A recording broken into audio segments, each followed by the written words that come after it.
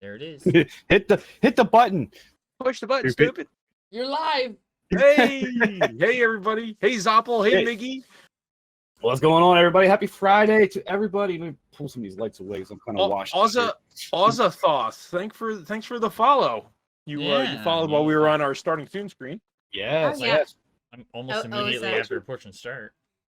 Oza is one of my good friends. Hangs out with me a lot. Oh, good. Nice. Cool. Howdy, Oza. Welcome aboard. Mm-hmm. There is the links that just came up to our link tree that has all the links to all the things. The links to all the things. Yes, definitely check them out. We dropped 2 videos this week for our start of our sessions of Lost Minds, which eventually turns into Odd Mag's Tale, which is our current Wednesday session. You know what? I'm gonna check the link tree right now because I believe Next week we will I believe have the YouTube link is activated. Yes, the YouTube link is activated. Yes. There you go. And today was session 1 of Curse, which we're on session 15 today. And, next week we'll have last night's episode up sometime next week. Yes, and yep. And Waterdeep will start up next week since we just recorded it yesterday. Well, quote streamed it yesterday. Hope everyone saw that, enjoyed it. It was great voice acting last night. Applaud to everybody. Good job. Yeah, Zoppel. We've been through the death house, buddy. So we know all about the basement. Yep. And it was my Dragonborn talk was the one that one of the other players was the one who brought the broom out of the closet, and I'm the one who paid the price. So yeah. He- So once he again, paid a great price. another Dragonborn goes down. Yep. Like, inanimate First object. one down in the game. Now that being said, if you go back and watch it, Zoppel, I did change the ending of Death House a little bit. Made it more of a skill challenge to get out of the house. So it was and had a nice little twist at the end there. So hope you enjoyed it. I don't want to spoil. He's not talking about the death house. He's just saying stay out of the basement. Oh, see now you need to go check it out, Zoppel. Yeah. Yeah, we are the Homebrew Cafe. We play, like built things and then we change them. That's right. If you know, you know. You know. That's how you do it. That's how you do it. So I hope everyone enjoyed their week. It is Friday, at least for us. And we're looking forward to the weekend. And it's Father's Day. So this weekend, it's Father's Day. So happy Father's Day to all the fathers out there. Yes, give your dad an extra hug. Yes. Yes. As a gift, you could not kill my character. That Oh, here we go. There's demands. I see. Demands. So- just don't kill me. The words of inspiration on my kombucha today kind of work for this situation.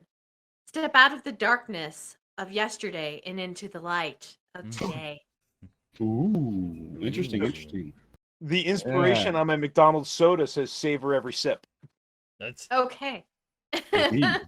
Because you never know when it will be your last. That's right. Savor every sip. vitalizes body and mind. And my catchphrase for today is it's always raining in Barovia. It's always. Let me guess. Is it raining out? We'll get to the Go ahead, recap. Zoppel. But Go ahead, Zoppel. Important question. Go. important question. All right. We're ready. You have all eyes. You have our full, complete attention. Why do you not see a cleric? Because you We see the lost- paladin. Yeah, we lost our druid, and we have a paladin. You have a paladin. Yes, Balfour, which is also Nilmerg, unfortunately had the schedule change, so we were without. And it becomes a very dynamic combat scene. So as I look through D&D We had a Beyond cleric Extension, early on, right? we did have a cleric early on. We did Pharaoh was have a cleric.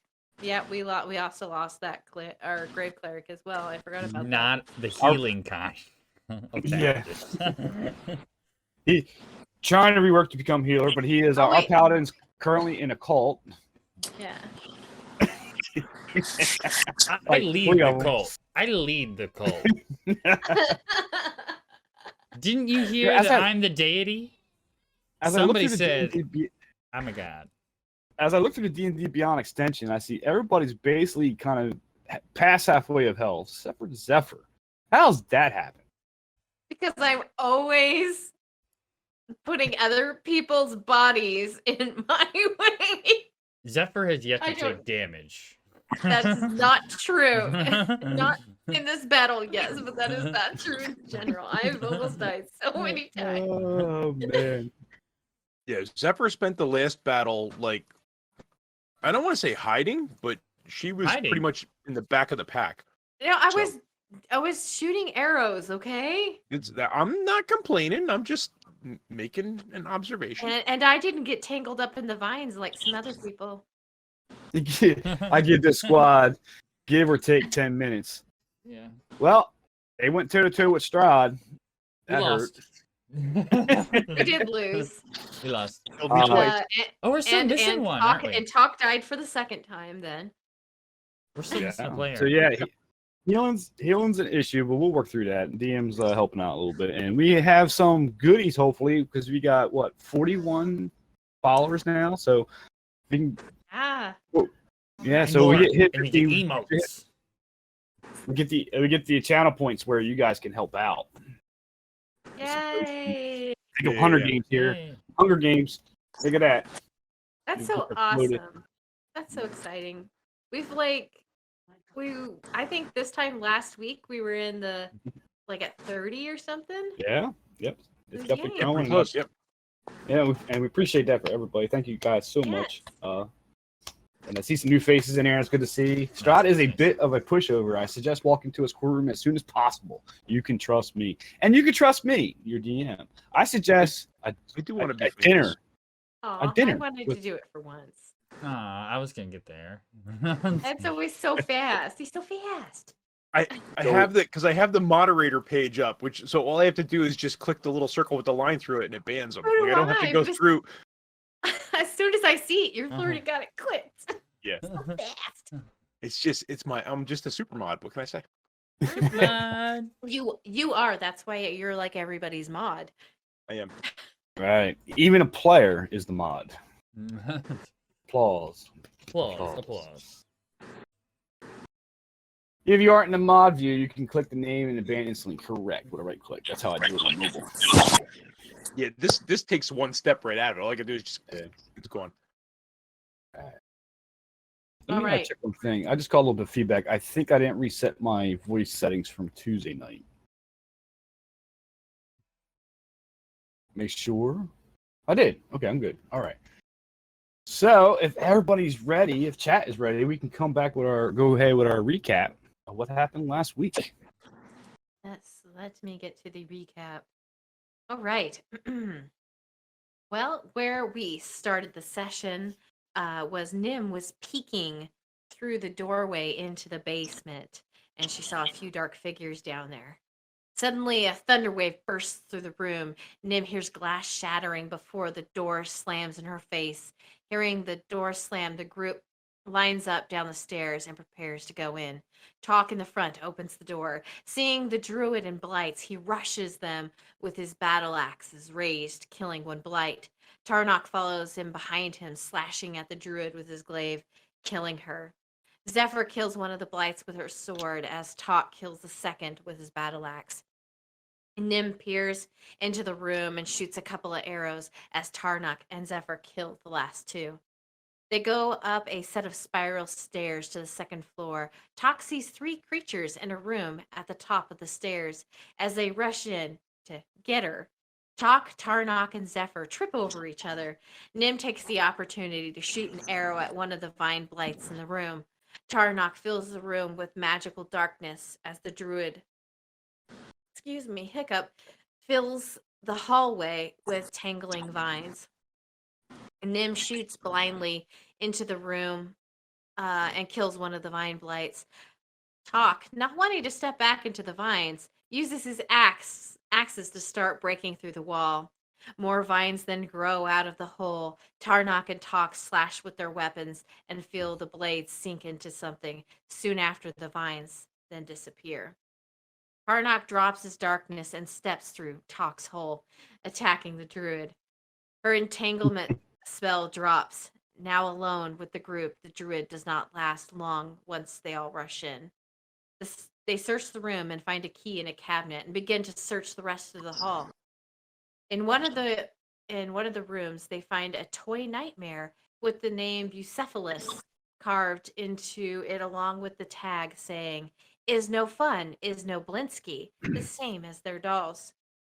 They finally come to a door at the end of the hall and hear a loud crashing sound. On the other side of the door, they find a male druid holding a black staff, skin painted with blood.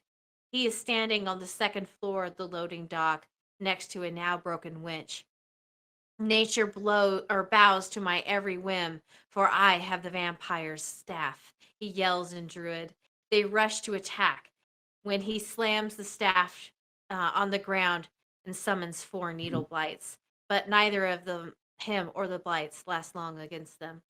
Looking over the balcony, they see the blights are still out in the fields. They examine the staff and decide that they should probably destroy it to kill the blights that it summoned. As Tarnok uses sacred flame on it, an inhuman scream fills the air. In the following silence, they see that all the twig blights in their sight start to crumble to the ground. And that is where we left off. Dun, dun, dun.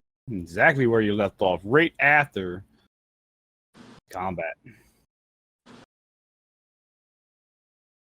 As the rain hits the roof and the ceiling. Because, of course, it's raining. Because it's always raining in Barovia. Indeed. Indeed. I don't remember if you guys searched the druid or not. We found we did the staff. I think that's all we did. I don't think we found anything else, but you can tell us what he had. We'll see if I don't think we actually said we were searching the druid. Yeah, I know we did the staff right away. Yeah, I think we ended kind of there, but just side note, the staff was the only thing he carried, except what was on person. I believe, and get to it real quick. I think this one didn't not have an antler. I think.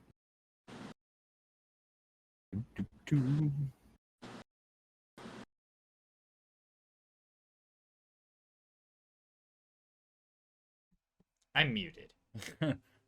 Push the button, stupid. Push the button, I stupid. muted. Push the button. Nope, just gnarled, skin painted red, hair is all matted, rotted teeth. Okay, yeah. All right. So this is where you guys left off. Rain's piercing or falling on the roof. You just had that shockwave of definitely screaming as you destroy that staff. Just come out and all the twig blights and needle blights collapse to the ground. This is where we left off. I'll give you a little bit of time for whatever you'd like to do at this moment. I probably just wait for everybody. Let me see what I have for spells left. I didn't even check. Yes. What's this game look like? Oh, I have all my stuff. Do we long rest? No, we didn't. We didn't yet. Oh no, I just have all my divine senses and my channel divinity. We short rested. Don't believe that we did. You Did did we? it. No, we didn't. I think we did. I'm not gonna lie, I don't remember. I kind of think we short rested because I remember checking. I was like, "Oh, did we get our spell slots back from that?" And I remember. And somebody said said they got a spell slot. Maybe that was the other game. That was IMAG. That was Wednesday night, I think. That was Wednesday. Yeah, I held this one. I had this one Sorry. off because of the impending meeting with the family. These games all play on top of each other. I know, right? Yeah, because Wednesday Avalar allowed us to short rest, even though it's suggested that he didn't. So Yeah. Oh, Right. yeah, because we were getting our bahooties beat. because we were getting our butts handed to us. Okay. Because I'm an awesome DM. You're Right. awesome, DM. The best. You deserve a cheesecake. The best DM. Even I You deserve a cheesecake. Yeah, say, I'll let's not, it's too soon. Too soon. Cheesecake incident. Too soon. something happened. The mythical follow. Yes, thank you for the follow. Hey, thanks for the follow. Thanks for follow. So this to the south of us, that's that barrel ramp, right? Yeah, Yeah. I'm just gonna stand here and wait for you guys to do whatever you want. I'm ready to go whenever you are. There was nothing on the Druid, and the Vine Blights are dead. I mean, Cool. I'm pretty sure we already checked this door. We found out where that went. Yep. Which one? The one right next to Tarnok. Oh yeah, we found out did that goes into back into the Yeah, that door's open. That's correct. All right. Yep. So yeah, we can leave. I don't see any reason to hang out here.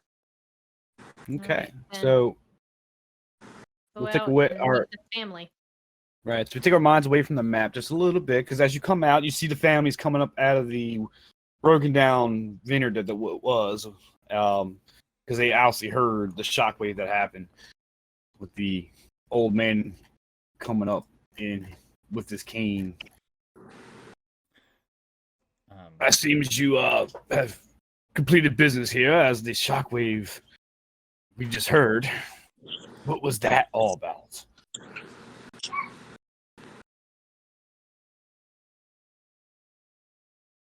I think that the question in chat is a good one for you, Avalar. Yeah.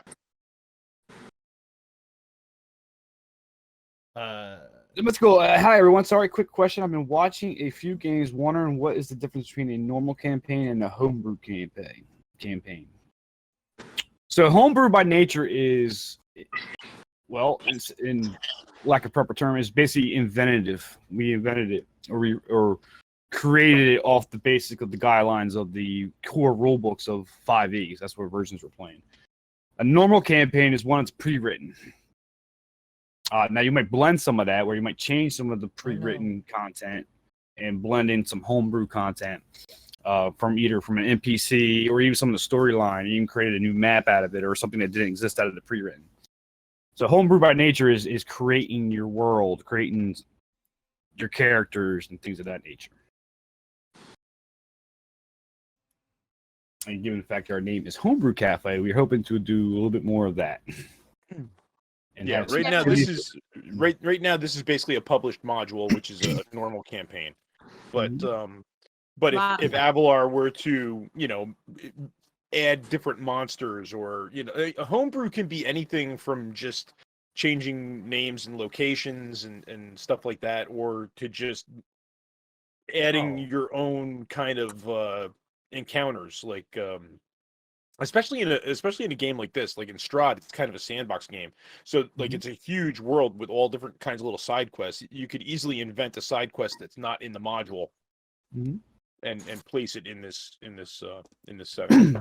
There is an element to this game, though I'm using the pre-written as a outline. There is an element of this game, mostly with Zephyr's character, that is homebrewed.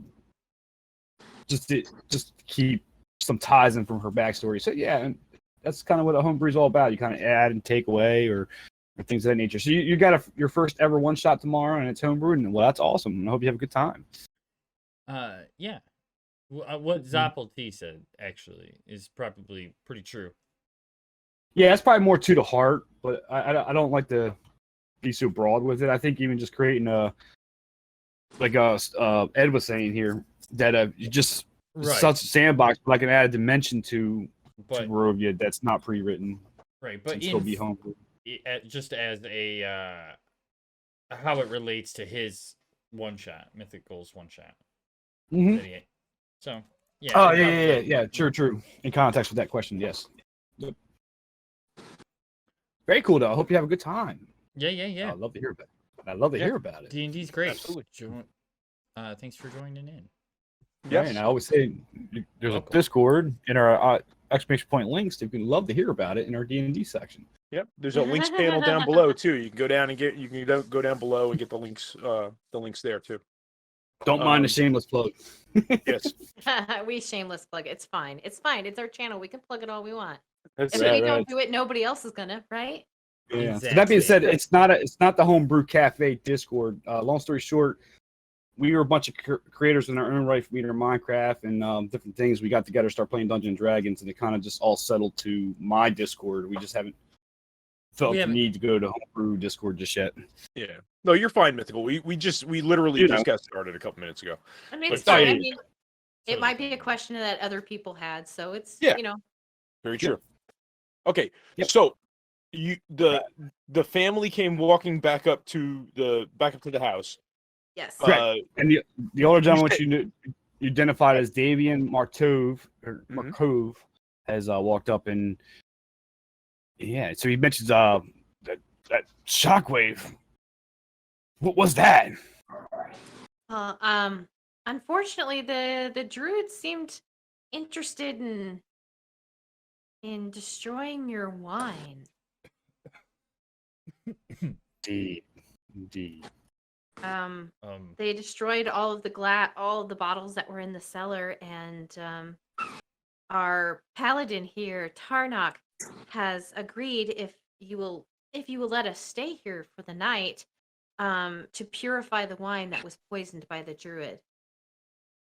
Oh yes, by all means. Rest. My place is your place, of course.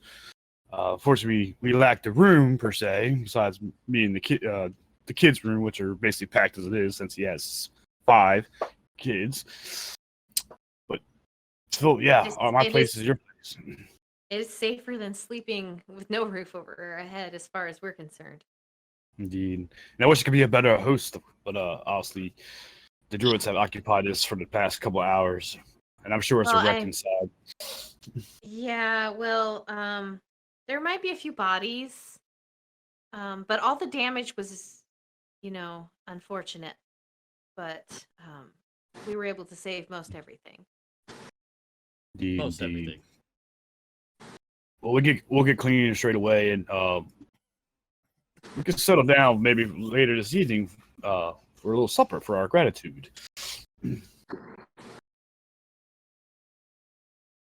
We would appreciate your kindness. Thank you. Do you think it would be okay to clear the bodies out of the vat room and we can set ourselves up in there? Indeed. We will see to it right away. And he snaps his finger and points to his 2 oldest sons, and they run off to take care of the deeds. And bring those wines up from the cellar. They got to get that to Volaki as soon as possible. And get the order ready for Krezek. Like I said, sir, the wines are poisoned. I would suggest waiting until they're purified. Indeed. I have 3 barrels in the cellar that should hopefully been okay. We should check it out. As unfortunate as it is, on top of it all, we must ask for the barrels of wine for the Vistani camp for Lucius. That's a close. It was Luvash. Lavash. Lucius was an underworld head werewolf. How do I know that? Lucien, right? Lucien, not Lucius. Yeah. Yes, Lavash. Yes. 5 kids, you need to go get a TV. Yes, indeed. It needs the extra hands for workers. As he wobbles off back to the winery. Please feel free to be at home, and we'll set a plate for dinner and talk over supper.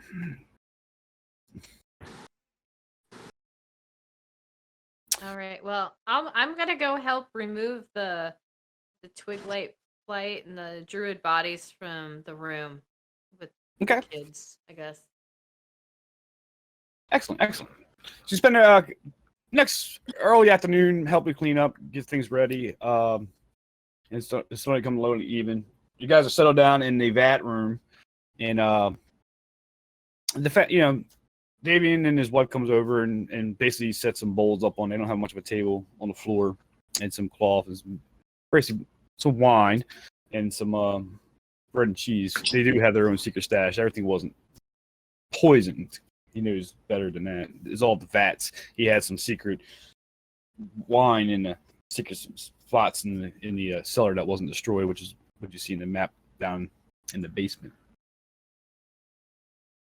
And he sets up a table. Please. Have some food. You must be famished. And I, for once, will actually eat the food, guys. Is that because we have no good berries? I can make good berries. I'm just being polite this time. Oh, you can make good berries? I can. Thank you, buddy. Can I have a good When berry? I leveled up, I took good berry.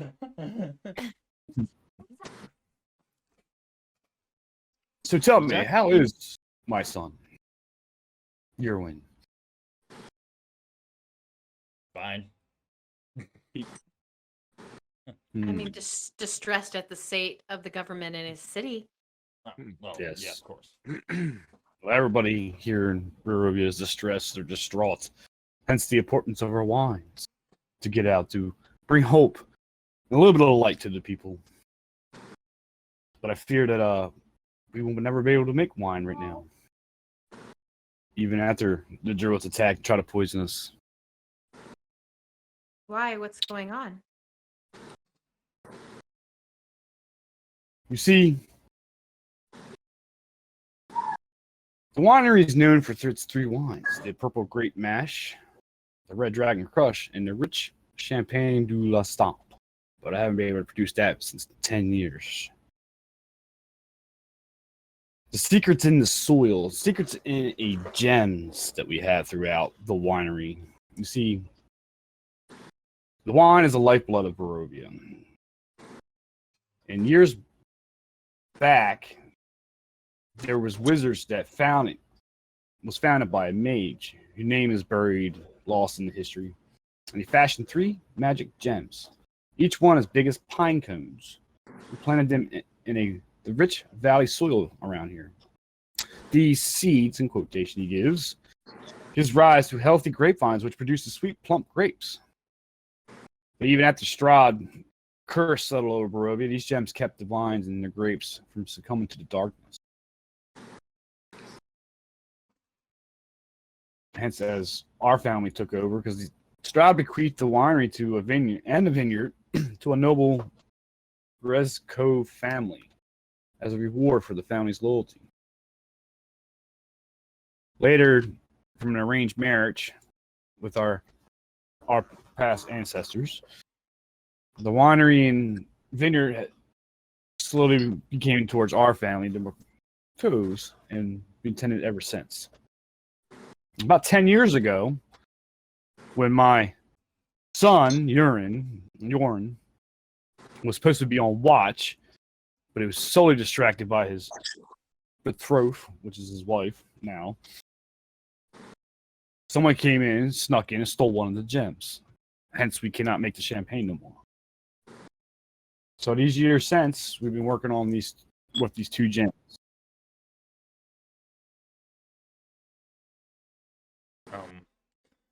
Who would know about the gems? No one would know about the gems. No one should know about the gems. Hence the mystery. But my son, if he was paying attention that night, could have saved that.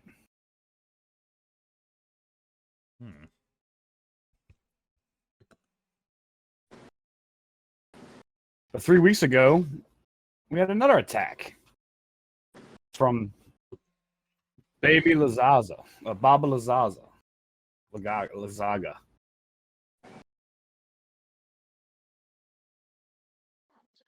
And her Lazaga, who's that? It's an old hag that lives out by the ruins of Breeze. Her scarecrow is constantly attack us and our kind. 3 weeks ago, during one such attack, another gem was found by her, and she stole it.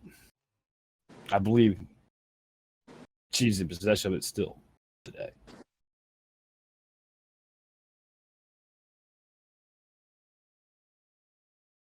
Do you have any idea who's in possession of the first gem that was stolen? I do not.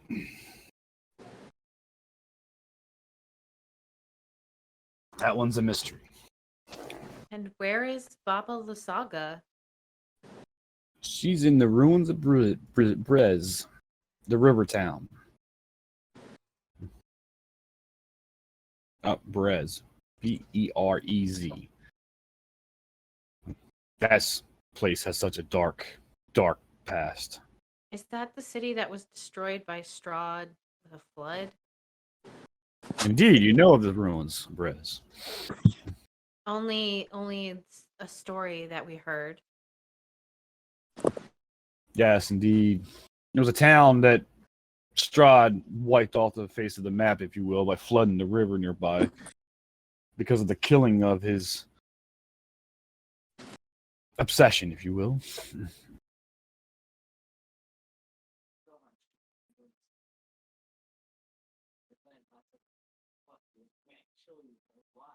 Strahd seems to have lots of obsessions. Seems like Indeed. he can never be sated. Right. Never can. Power of darkness is strong with him. His connection with the secret powers of darkness. Davian, I have a question for you. Yes. Unfortunately, my father was taken by Strahd only just a few days ago.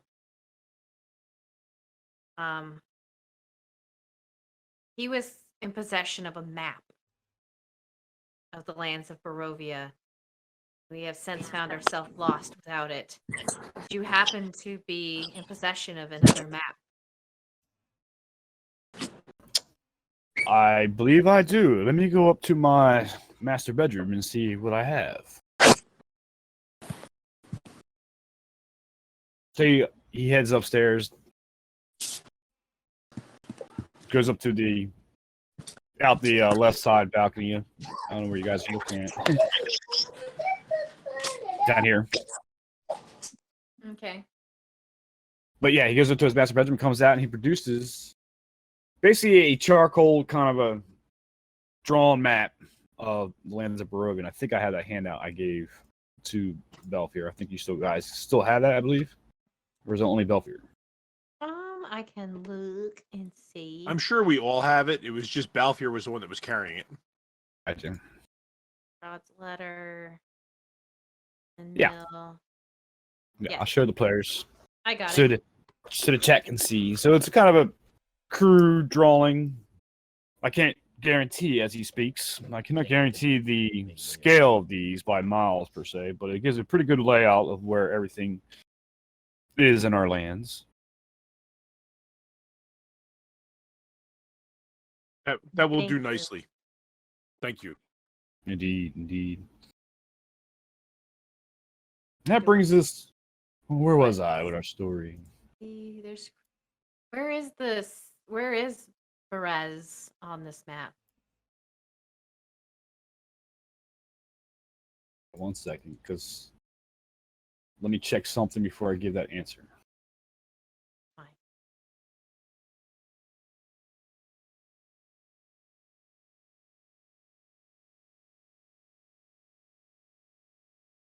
Where are we on this map? We are on the left side. You'll see the winery. Underneath Perez.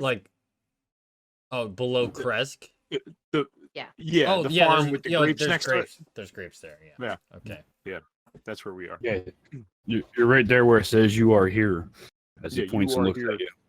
Does With it, his beard hanging over your wine glass. it doesn't say that? Just so you know.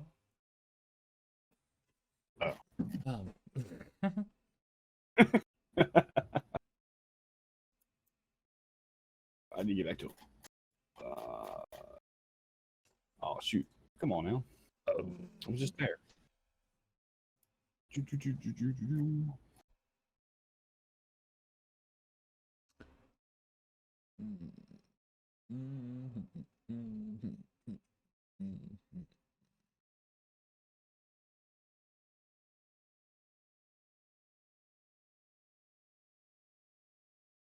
Yeah.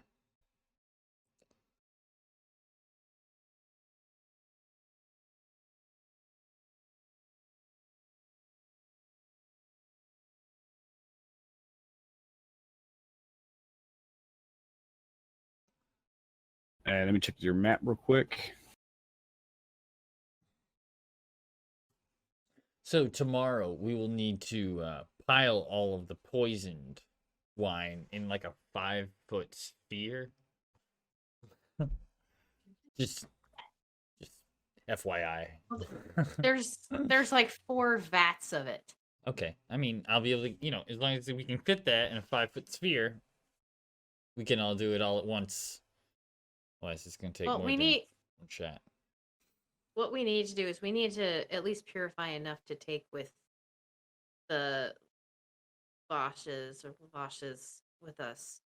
Okay. That's really, I mean, they know the rest is poisoned. They can probably figure out how to get it unpoisoned, but we need to take that to that butthead so he doesn't like hound us anymore. All right. Indeed. This Masani around here cannot be trusted. Some say there's some good. I have yet to met one. But the ruins of Perez are to the east, in the valley. But it's about as far as we know of that ancient city.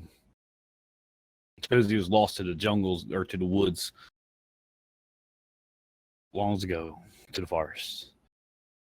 But it said it's south of Alaki, but east of where we stand today. I see. Hawk just had a thought. If it wasn't for the repercussions, we could always bring Lavash the tainted wine.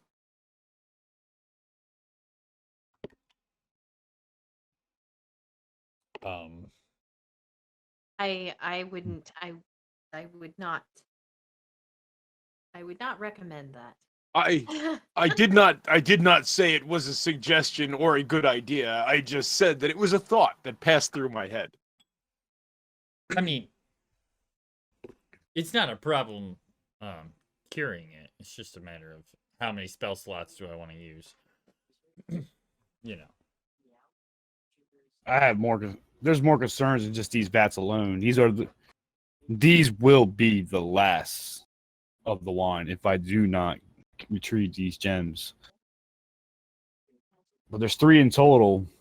That brings us from our story. Brings us within what happened 3 weeks ago. I think it was. I was reading. But we did the one where the hag stole it. Did the 3rd one get stolen? Indeed, by the Druids. The ones that are south of here? Yes. They started attacking us 5 days ago. They came in and they stole the 3rd and final gem and bore it to the hill to the south. We launched counterattacks, but hoping to get it back, but no avail. They're more tougher than they appeared to be. How many of them are there? Do you know? The numbers are endless because they get lost in the blights that are surrounding them. There's that many. Well, yeah, the total count is unknown. It's almost as they keep getting bigger. That makes sense. Like a number or size? By number. Better than size. Do you want to fight 100 twig-sized blights or 100 blight-sized twigs?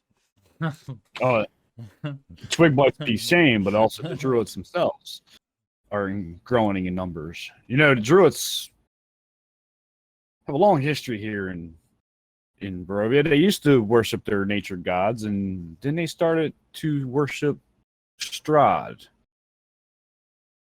as his lord of the land, master of the weather. Blech.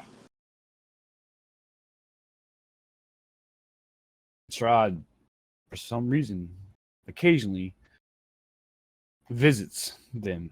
You can see his dark carriage across the horizon heading that way. Have you seen that carriage with the flaming horses? Yes. Remind me. Yeah. Uh-huh. Yep. Oh, hi. It is no good. I mean, Hi, I've been here the whole time. Indeed. Just very quiet.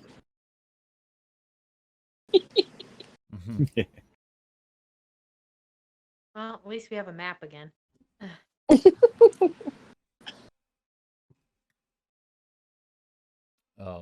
So I implore you, if you can be of some assistance, to find these 3 gems, because without wine, this town is complete loss to Strahd's darkness.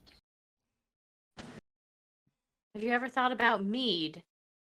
It's the magical properties. It's the magical properties with the nothing grows here. It's the magical properties of the gems that helps to grow.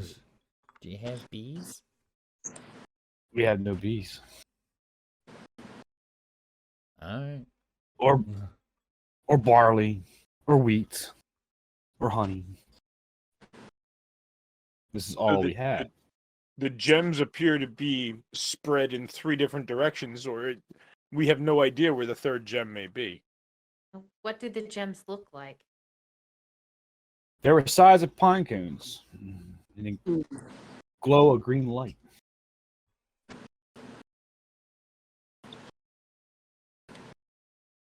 All right. Well, if we happen to come across one, is that what do we want to do that? I mean, aren't we like in the middle of something? Well, How long is this? Erwin asked us to come here and help, or to find out why the wine has stopped coming from the winery. Apparently, we have figured that out. All I think Erwin cares about is make sure he gets his wine. We can take care of that in the morning. He thinks I'm an old crow, but all right. Okay. No, So I just mean out of the things that are on our to-do list. So, Erwin sent us here to find out why the wine stopped. Lavash sent us here to find out why the wine stopped. He spits on the ground. Why couldn't he come himself? well, Was he trapped? Yeah, he was kind of trapped to go to one of the ceremonies in Vallaki. We only barely made it out ourselves. Them and their celebrations. It's not that don't bring hope. It's the wine that brings hope. okay. So, but I'll leave you for tonight to make decisions. I have to send the boys off to Krezek for an order alone. They could probably stop a Vallaki. well, if we've been tasked, we've been tasked to find out whether, just to find out why. Is that all we want to do? Is find out why? Because that's what we've done. We can go and tell them why. Well, that is what Erwin wanted us to find out why the wine had stopped, why they hadn't received their wine. Right. So we know that. Lavash wanted us to get him his 5 barrels of wine. Whether or not we are the ones to personally deliver it, he wanted it delivered. Right. I would suggest just double check and make sure it does get delivered after the fact. Just saying. Yeah, we would. You never know what happens on down the road. We could. Okay, so we have 2 options, I guess. We can leave now with the 5 barrels. A few options. I don't know if it's 2. We leave now with the barrels. Take the barrels to the dude with the barrels. Give him his barrels. Then we can go do something else. Or we can, and we would tell the other guy why the wine has stopped, and that was because of the Druids attacked the place. But there's not going to be any more wine because the stones are gone.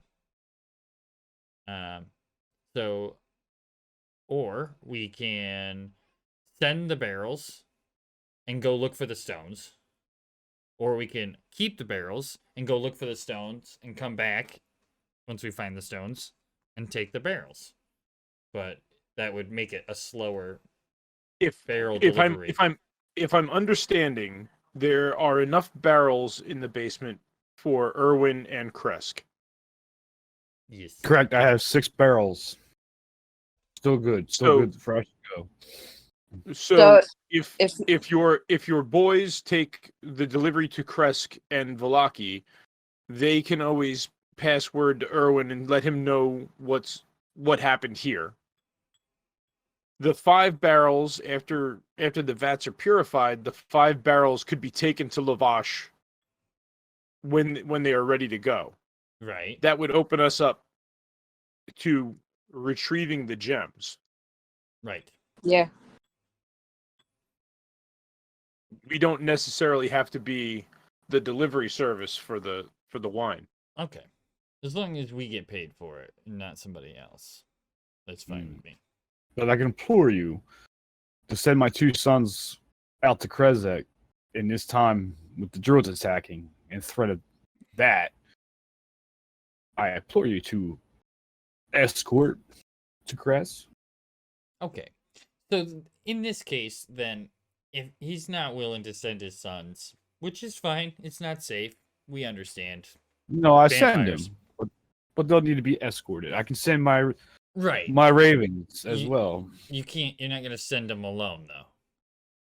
Indeed. Right. Well, All right. Kresk, So Kresk is straight north. The Druids are straight south. If we were to go to Kresk with the boys and then take them to Valaki, there's a chance we may not get back out of Valaki. right. I'm not super thrilled about going back to Valaki anyway. neither am I.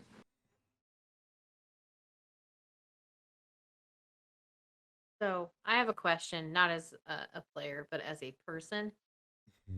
I thought we only had to deliver wine to Valaki. What wine do we have to deliver to Kresk? We haven't even been there yet, have we? No, he has 3 barrels for Kresk and 3 barrels Oh. for Erwin. Oh, okay. Right? Those are the 6 barrels that he has in the basement, right? So Okay. we were asked we weren't even asked to bring the wine back to Erwin. He just asked us to find out why it stopped and see if we can get it back. Yeah. Right. Right? So as long as they bring the barrels to him, that's fulfilled. The only Right. wine that we were asked to return were the 5 barrels to Lavash. Right. But we're not. He's not gonna send the barrels without sending us there. Right. I think in that case, then let's leave the barrels of wine here. We'll go look for the gems. We won't go back and tell anybody. Okay. And we'll just bring the barrels back with us on the way back. Otherwise, we're gonna have to go all the way to Kresk or all the way to Valaki, and then come all the way back here again. So It's- then the question lies, the Hag and Brez or the Druids to the south, who do we wish to face off with first? Well, the Druids are far closer. They're But they have far greater numbers. Have you ever fought a hag? They're rarely alone. Yep. I mean, it's all gonna be, fun and games. No matter where we go, I'm sure it'll be a grand old time. I vote Druids. Very well. What do you vote, Nim? The Druids is with the gems, right? The- Well, there's both a of there's a them. gem with the Druids and there's a gem with the Hag. Actually, I changed my mind. I've never experienced a hag, so Yeah, I'm changing my mind. I'm voting Hag. we've dealt with the Druids, but I've never dealt with a hag before. Kind of feel like Then if the group says the hags, then I will follow. all right. All A right. hag. To the Hags. Indeed. You'll to the west, follow the main road. Legend says just south of Valaki, there's right at a 4-way intersection, there's a beating path that legend says leads out past the river there. That's where you find ruins of the city. All right. trying to find the name of the river. It's called Luna River. Comes out of Lake Zarvich.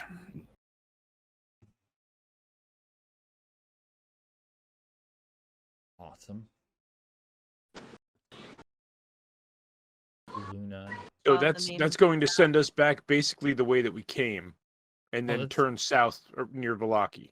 That's not the way we want to go. We want to go right, or is that the way we want to go? Is So that let's the way- you have the map now. That's If- scale. That's If scaling we're is a little going off. if we're going to Brez, we need to go back the way we came, and turn south at Valaki. Oh, Let's do this. I'm, You guys I'm can not- draw up. Oh You yeah. guys can draw. Mhm. I was doing this. I had this on the other screen. Okay, that's better. So we're gonna wind up traveling past Lavash's camp again, most likely. Yes, where was Lavash's camp again? Is that where the Lavash's camp was just southwest of Valaki, in the woods. okay. Was it before or after the bridge? Can't remember. It's on the west side of Valaki. It's It's before the bridge. from your perspective, it's after the bridge from where you're at right now. Yeah, after the bridge from where we are. But It's roughly, don't mind scale, but it's roughly where my square is right now. Oh, Right yeah. southwest of Valaki. oh, so we wouldn't have to go that far because Brez was like here, right? Right. And so his instructions from Devon is telling you right before the bridge, there's a four-way intersection and there's an off-beaten path on the Luna River. Off the Luna River. So let me get that on there for you.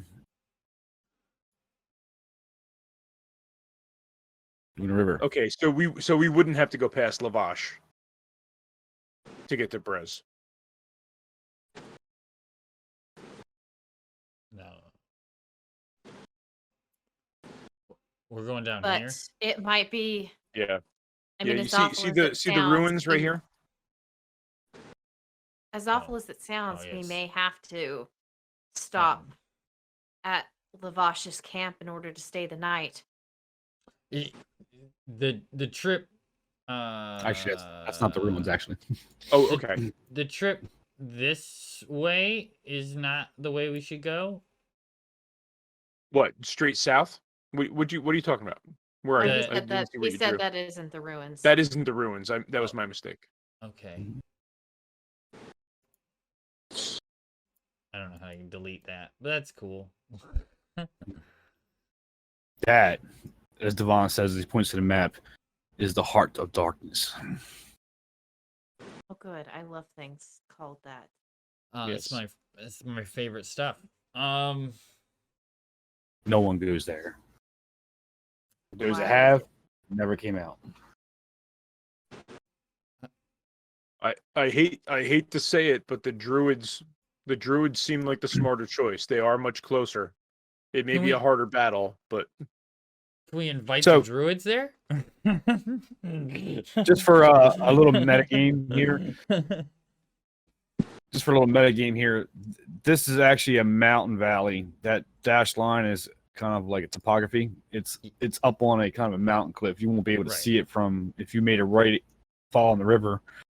You wouldn't see the ruins up there. You'll see the cliffside. Right. Just an FYI. Yeah, but what about the other way? The way that I drew? It's in stupid green, but it's there. The other way. I don't know where we're going. We got to go farther down here. I don't Yeah, see, you I don't need see a to green. follow. We need to go back to the bridge right up here to the four-way intersection, and then head south and follow the Luna River. So I'm assuming it's following this path. Oh, down. it's these down here. oh yeah, I didn't Indeed. even see that down there. Yep. That here.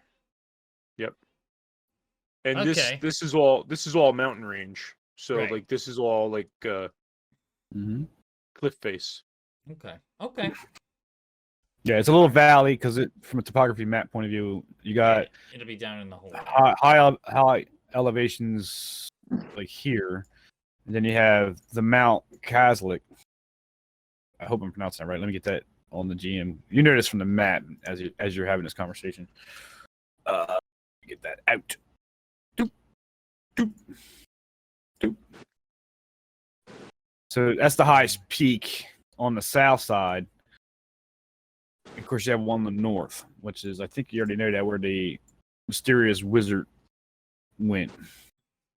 The one north of Lake Mm-hmm. Zarkovich. Alrighty. Correct. So that's the mountain range of Mount Bartuk. Okay. I So can get some labels out. that's not so bad. We just go back towards the bridge, and instead of crossing the bridge, you follow the river down. That's not so bad, right? We think it's I gonna will be how follow many you. days worth of travel?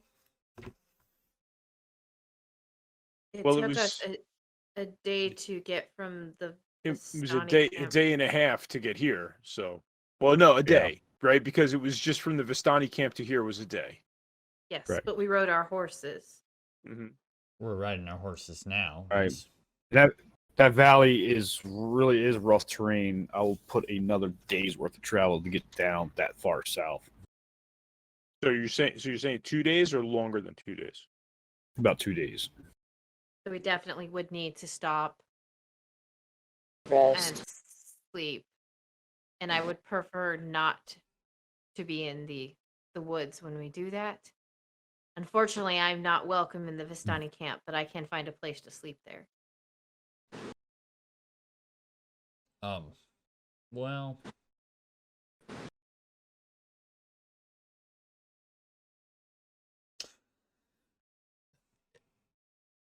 we're gonna have to stay 2 nights. Yes.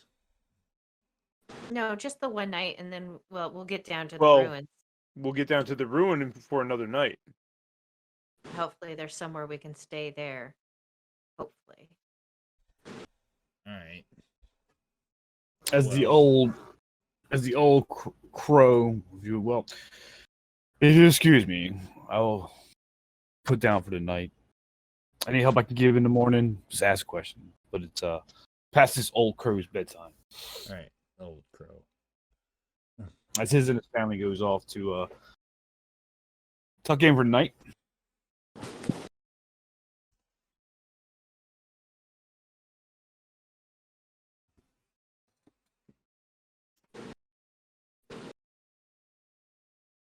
I will follow you guys wherever you decide to go. If you wish to go to the hag, or if you wish to go to the druids. Well, if we go to the druid, it will be faster to get there. But if we go to the hag, we still need to return here with the gem. So either way, we'd have to make the trip twice. Hmm. To Brez and then back from Brez to here. All right. So, okay, we could go south then. I don't know. Although, one It's- thing I may say is that if we have to stay with the Vistani, if we show up without the wine, he may be less kind than if we show up with wine. Yes. That is true.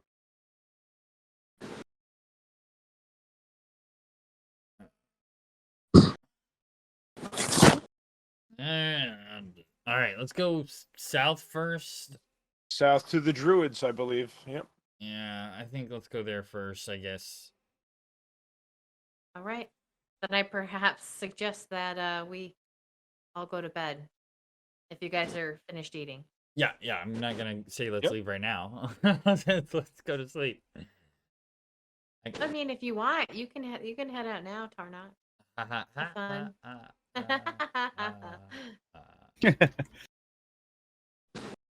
Nim ate with everybody.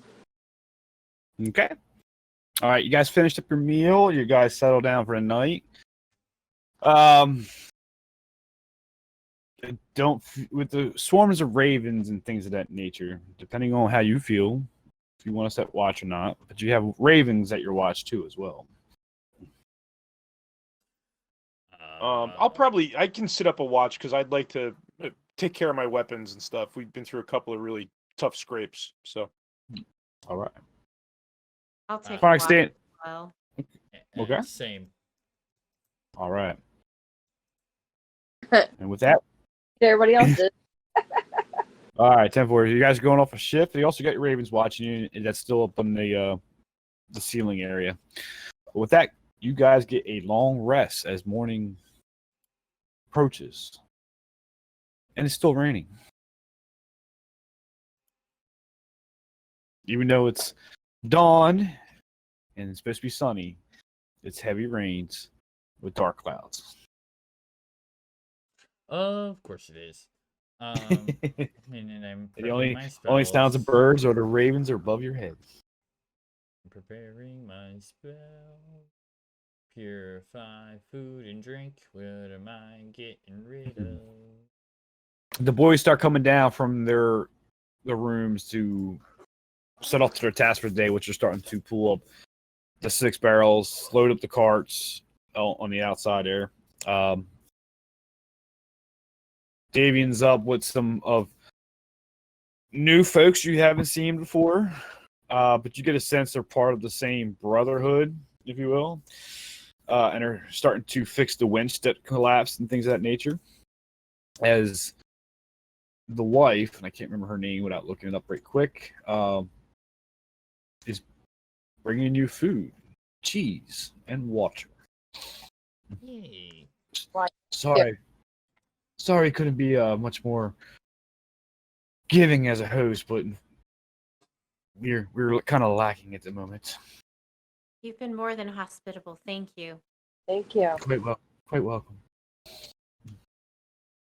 Yes, thank you. We may require some space again this evening, if you would be willing to open it up to us. One more time. We might need the space again this evening if she's willing to open it back up to us. Oh, indeed, yes. Our place is grateful for the help you have done. So our house is your house.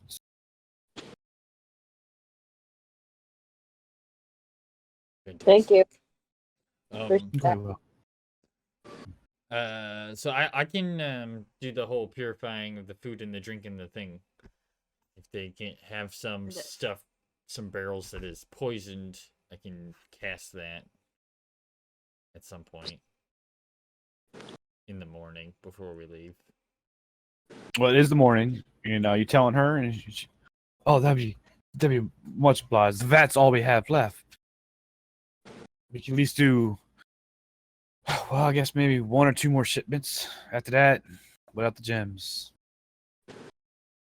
Her name is Stephanie, by the way. It's actually his daughter. His daughter. So I guess I can go and cast Purify Food and Drink on one of the vats? Mm-hmm. Whichever one they say is poisoned. They're all poisoned. They're all poisoned. Oh, okay. So, here's a question.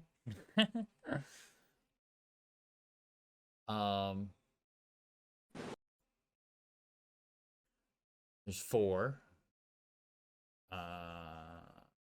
It's a 1-day travel to the Druids. Is it a full day to the Druids? I don't believe so. No, I don't think it's a full day. It's at least maybe a half a day. Yeah, I'm thinking that we can get down there. If we don't take too long, we might be able to make it back just after nightfall. Okay, so how about this? I do this when we come back. I'll use whatever spell slots I got before we go to sleep, and I'll use whatever spells are left in the morning to clean it up. Okay. It's about 10 miles down the road. And we're on horseback, so how long will that take? Okay. Yeah. We should be able to make it there and back. No time. I think horses, well, they go by days. I think they go I'm not doing the math. It'll take you about a couple hours. Yeah. I'm just giving that because you're not going to gallop down there. All right. To the Druids?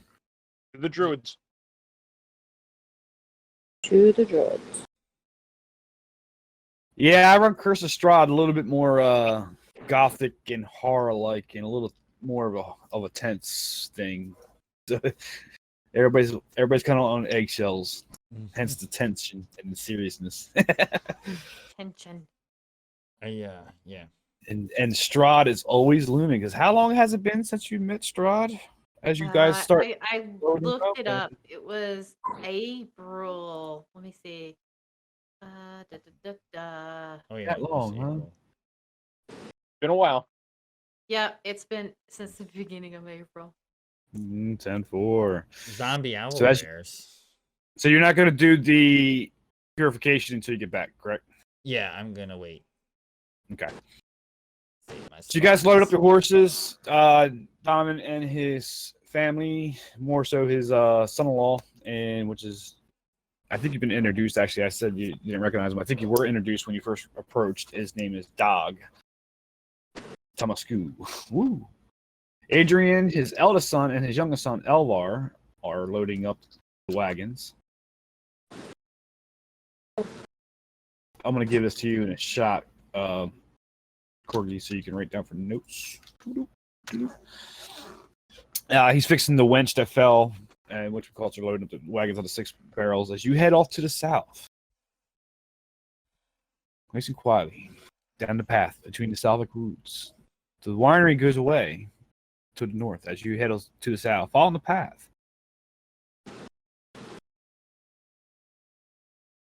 So cool wind rustles through the leaves. Making the wetness on us even more noticeable. Indeed. You feel the bite. Because as you get closer to what it looks like coming into the visual range of yourselves is a large hill. And you feel colder as you approach this, strangely enough.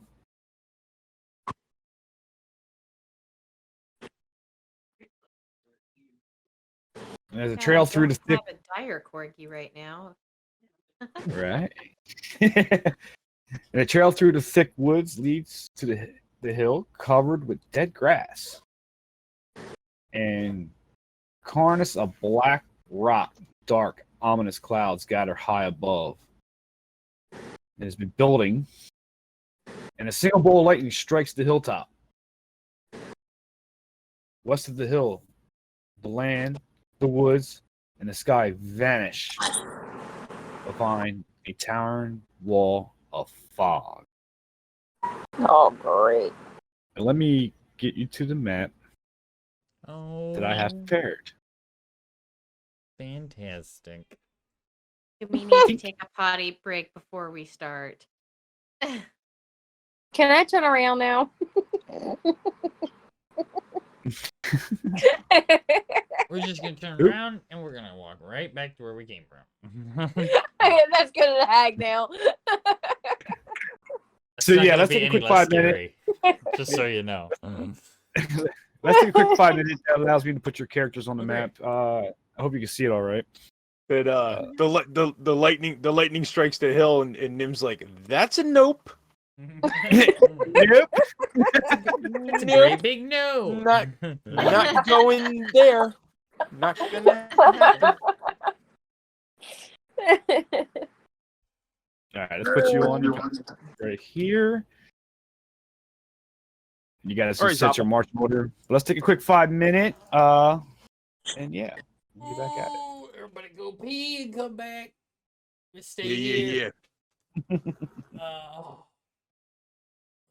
Yeah, so I hope everybody's enjoying the campaign. This is a little more low key than our Thursday night session, even our Wednesday night sessions. But Yeah. this is like edge of your seat type of campaign. Yeah, it is. It's gritty. Thursday's more like comedy night. We can all die here. There ain't nobody here to keep us alive. That's it. That's it. Oh man. This is the survival of the fittest group. Our strong character is the ranger. Oh wait, there's a fighter. That's right. Yeah. Hey Doogie, what's going on, bud? How you been? What's happening? That's right, Barovia, where every fight could be your last. Oh, thank you. Good. Thank you. French and fries. Mm. French and fries. I had tater tots and hot dogs.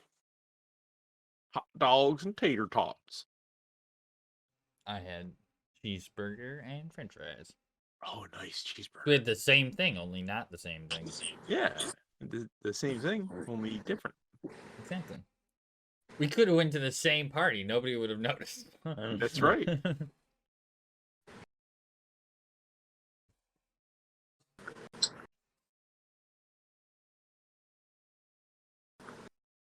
Oh man, I'm tired. I'm ready. I'm ready for the weekend, man. It's been a long week. I don't know about everybody else, but it's been a long week. Yup. Yeah, yesterday was my last day of school. Nice. New release Nice. from Tom Jalou. Hey, Just Noel, as what's going on, bud? Just as a bus driver, though. Yeah, we're done the 24th. Yeah. So what's that, Thursday, right? Yeah. Yeah, and I got summer school, so I'm working 4 weeks over the summer now.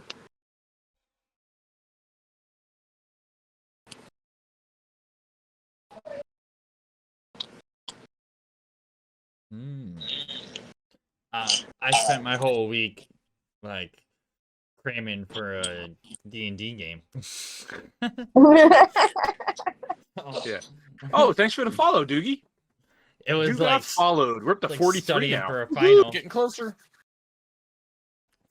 like full on studying gonna- for a final, reading a book. My wife reads like she's read over 1,000 pages in the last 7 days. Well, that sounds like me. She was like, I read this book yesterday. It was 517 pages. I was like, I read the same 15 pages like 45 times. Does that count for anything?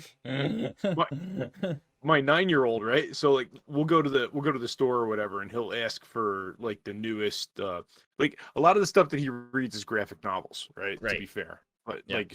but he'll ask for like the newest Dog Man or the newest Captain Underpants or whatever it is. That's right? my kids too. Yeah. So we'll pick him up. We'll pick him up whatever Pike he has out right now, and we'll get in the car, and it's like a 40-minute ride home. And by the time we get home, he's done with the book. Right. Right. Yeah. And it's like Yeah. maybe we should have bought you two. I mean, like, yeah. Exactly. My wife, she just buys buys books in like lots on Amazon. She just gets boxes of books because she's like, it doesn't matter. I'll just read everything. It's like a wood chipper. I actually about a month ago, I guess it was, he had library day at school, and he went to the library, and he came home with The Hobbit. Right. Nice. Right.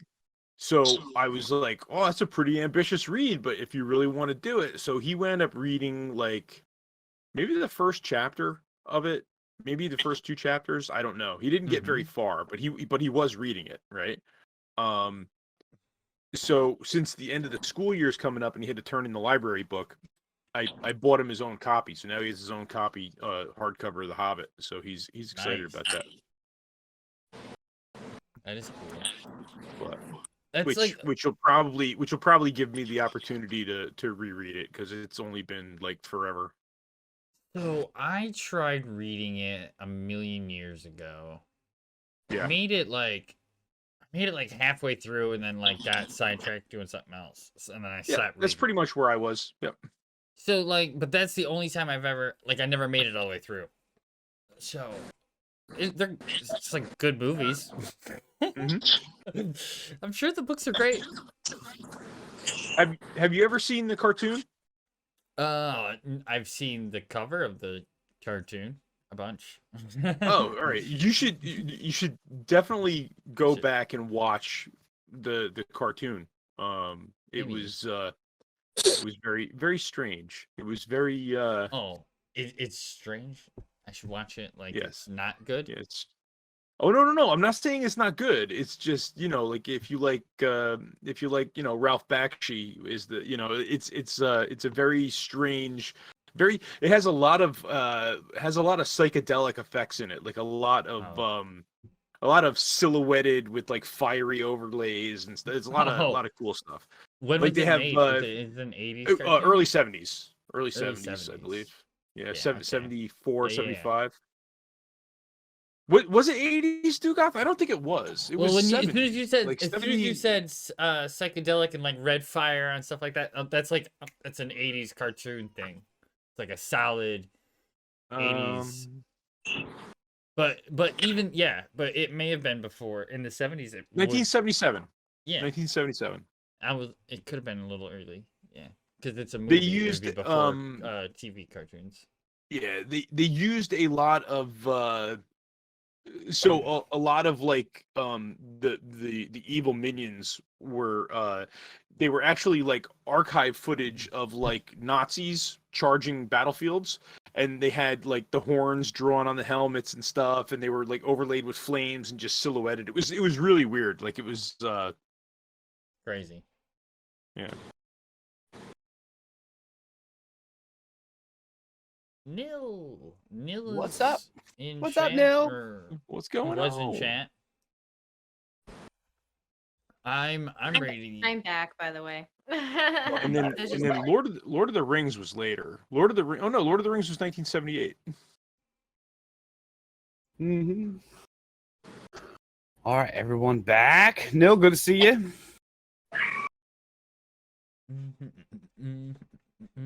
Back. I think everybody is back. So,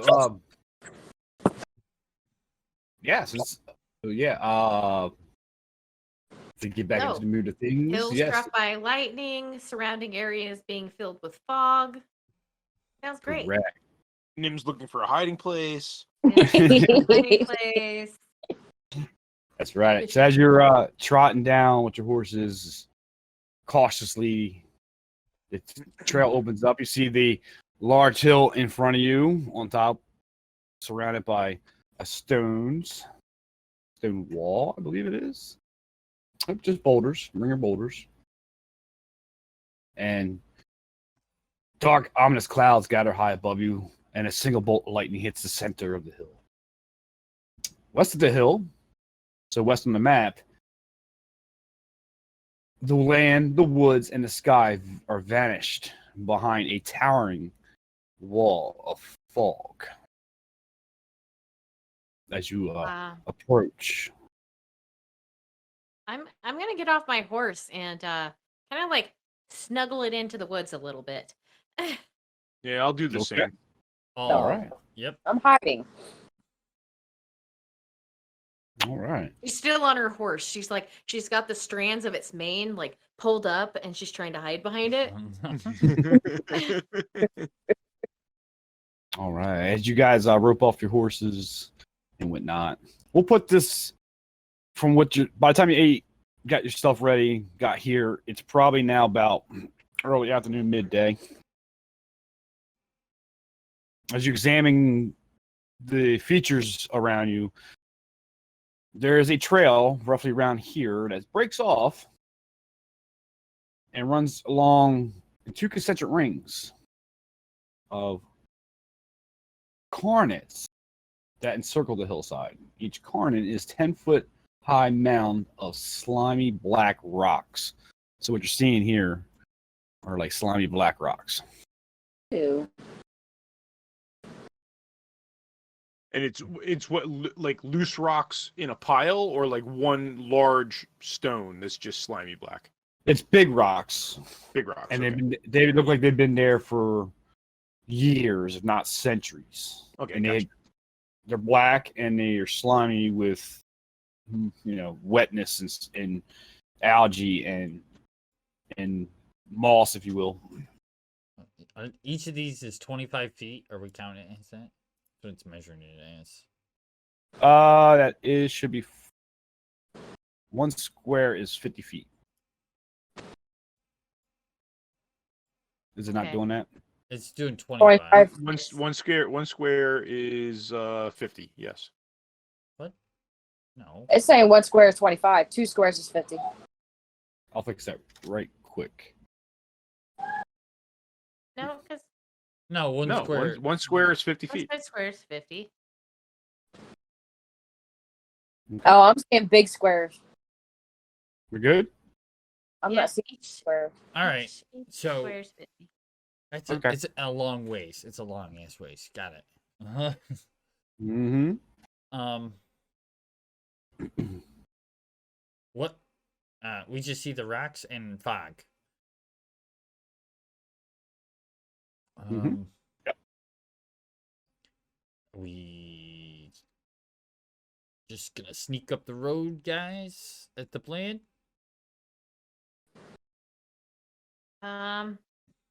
I suggest that we maybe, I don't know, the path would be the easiest way up, but I am almost suggesting,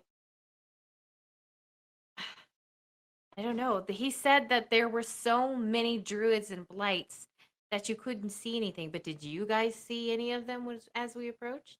I haven't seen. No, I didn't see any sign of anyone as we approached the hill. Nope.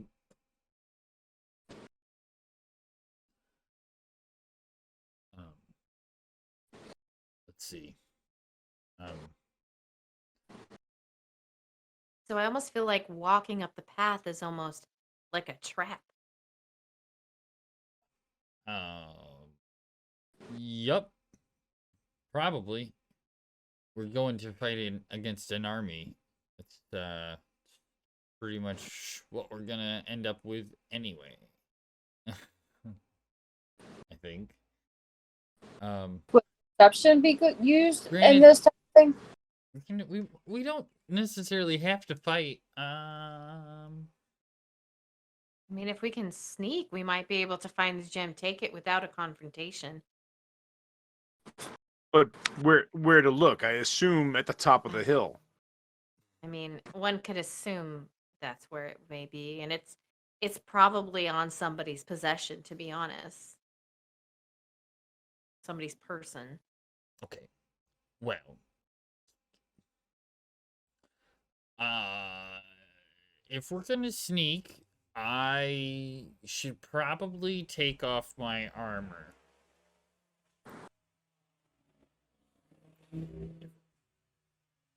There's a car in my house, I guess. Okay, taking off your armor.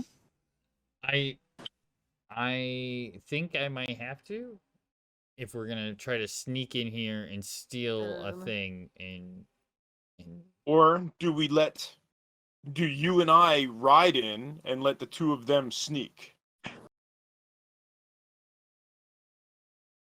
could do. That's Do we not. do we give them a little bit of a head start and we ride in? That might not be a bad idea. Being obvious might not be a bad idea. If anything, it may draw them out so we could see, at least get an idea of their position and number. Yeah.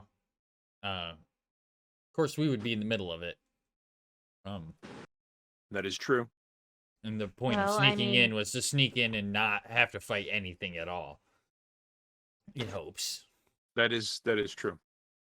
I mean, we might be able to. Let me see something. We don't even know where we're going. Once we get in there, we don't exactly know where the gem is. It's not like it's probably sitting up there in the middle of the hill. Yeah. I mean, maybe it is. That's Mm. it's very possible too. It might just be on a table up there, but Be on a table. A little Okay. silver stand. yeah. I would like to use one of my first level slot to cast Primal Awareness. And Okay. I'm going to limit it in the general area of the hill Okay. as much as I can. And that allows me to sense whether there are any aberrations, celestials, dragons, elementals, fays, fiends, or undead. It doesn't reveal the location or the number. It just lets me know if they're there.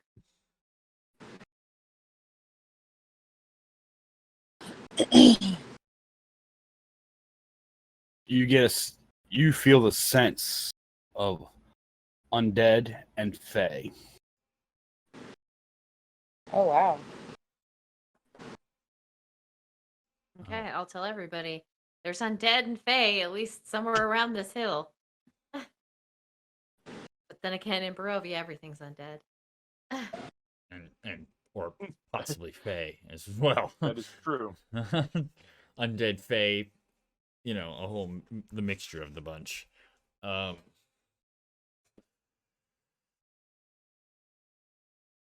don't have anything cool like that I could do. And how far can we see with this fog? About how far? We're not in the fog, right? So no, it's That's correct. It's the fog's on the west side of the hill there. It's just a tower, like a tower wall from ground to sky, and anything beyond it is gone out of vision. Oh, over here. Oh, yeah. Mhm. So we can see. We're looking uphill, so we can't necessarily see what's on top of the hill. Can we see the ring of stones? At least our side of the ring of stones. Yeah, you can It's see. about 500 feet up the hill. So Yeah, you can see there's a ring of some sorts of stone that a path in front of you leads to. Mm-hmm. all right.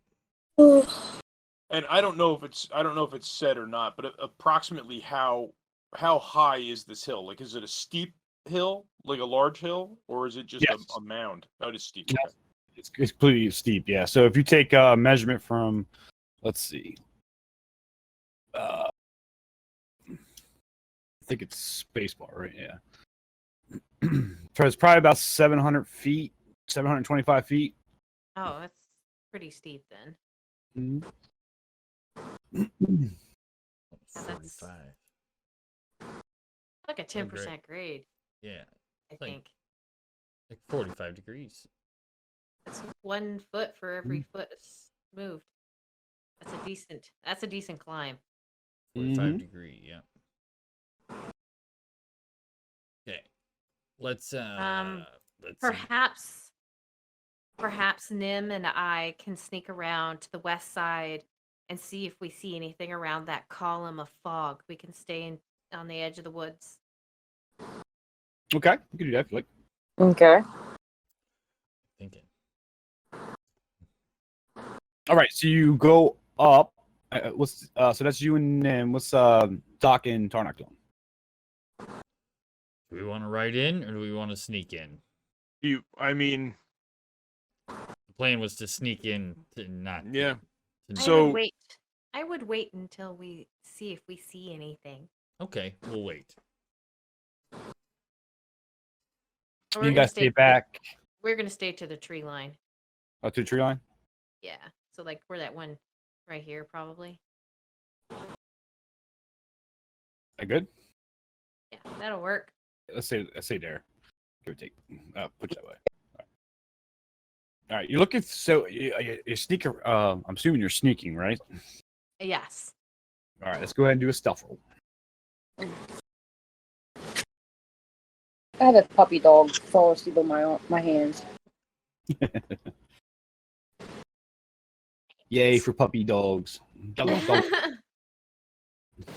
I got a 14. 8 and a 14. Okay. And then with a 14, Zephyr with an 8. So you guys sneak around as quietly as possible. You can. So you get to the edge of the tree line. You're looking into the fog, anything around, but looking into the fog, as you look into the curtain of fog, you see a white fortress on a hill above a great city. The city appears quite distant, maybe a mile away, but the fog obscures all detail. But you can hear what sounds like an echo of a church bell coming from that direction. A There's church white bell. fortress in the ring of fog. I'm sorry, one more time. A There's white like fortress? A white fortress inside of the ring of fog. Right, so it's not a ring. From your perspective, it's a wall of fog. As you're approaching to it, you're seeing features coming out of it in the distance in this fog as you're looking through, and that's what you see is a white fortress. So where does this wall cover from what we can see? So you're surrounded by forest from your north side. Where you see on the map, that white fog. Let me get the size up here. Just extra. Oh, I thought it was on the side of the hill, but it's over here. No. It's all of the land west of the hill disappeared into a cloud of fog. I was thinking it was the west side of the hill, not the west side. No, everything west of the hill. Okay. Yep. All that. From the red line and the X's, that is a wall fog from ground up, and you have woods encompassing the sides of it. As you look through, you catch figures kind of out of the fog, and you can see a white fortress on a hill above a great city. Details are kind of obscured because of the fog, but it seems to be quite distance away, maybe a mile that you guess. But the fog obscures all other detail, but you can hear what sounds like an echo of church bell in a distance. Okay. I'm intrigued.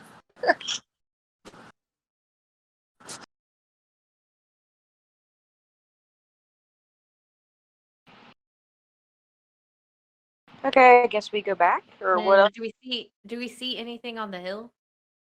Yes, what I was just wondering. From your perspective, you just see the other side of the. Were you able to perceive anything for perception? Go ahead and roll a perception. But from the top of the hill, all you see is the ring of stones. 18 for me. Okay. 18 for Zephyr and 18 for me. Nice. 18 for you. Yep. That's very nice. All right, hang on.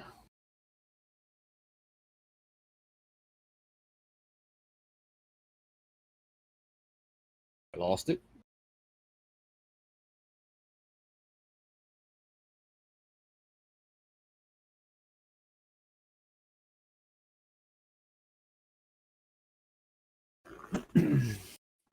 His silences make me nervous because sometimes like he's silent because he's about to like open like 40 like sheets to attack us with. Man. He starts rolling D100s to find out how many blights come out of the woods at you. Exactly. I know, right? As you look around, your gaze goes from the wall and you look up to the hill and you see the ring of stones. But your gaze also catches the stones, the black stones with the slimy mass to it. Not mass, I should say that wrong. The nature of the stones are slimy on the surface. But you notice that there are dozens of graves covered through fields. Okay. Graves. They're graves? Mm-hmm. Doppel called it. He did, actually. I called it. All right. So we go walking back to the other two? How's ever? I'm gonna be sneaking back. I mean, you can walk back. Well, we have to walk back in order to sneak back. Yeah, okay.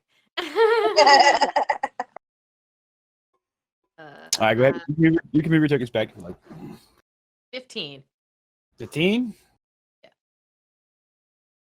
Yeah. And Nim. What am I rolling for? Stealth Stealth. again. Oh, okay.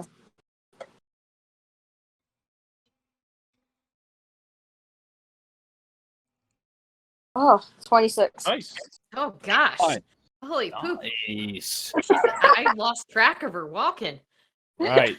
Yeah, you basically, she's silent as, I don't know what, she's masked into the forest. You almost lost her, Zephyr. But now you guys get back. You can move your tokens if you like. You should be able to. Nim, I'll do your side, and then you're hard on that laptop there. Okay. And you're back with Talk and Tarnock. You're huddled around their horses on the edge of the forest. Oh, over on the other side of the fog over there is like a city with a white fortress. and there's like church bells, and we saw people, right? No people. Details are And harder. did they look like druids? Like, did they have antlers on their heads? You didn't see anybody. No, we didn't see anybody. Oh, I thought he did. Okay, never mind. We No. didn't see anybody. It's just a white fortress with church bells. I didn't know she was role playing, but no, it was ancient. It was an ancient fortress on top of a hill that overlooked a Overlooked the city. city. You saw shapes, but no details. So you know it was a city. You know it was a thing, but you didn't see people. You didn't see. Okay.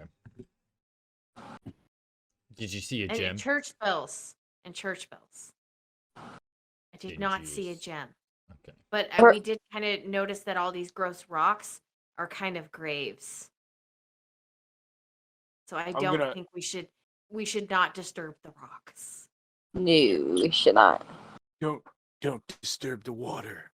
I'm gonna look at the map, and there's no city on the map west of this mound. It's a ruin, and I have a feeling that maybe the fog has a property to it. I don't know. It's a guess. I don't know. Darn, I should have went up and touched the fog.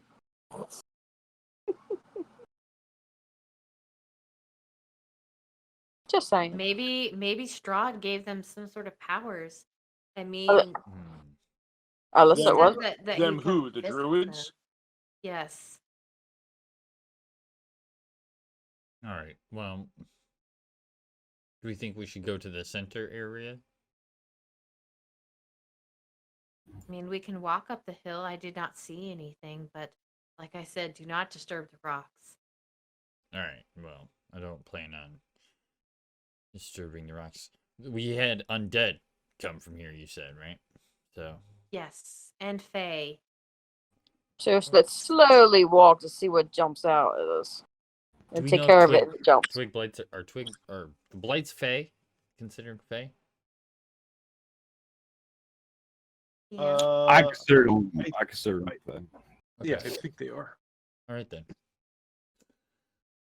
Well, Oh boy.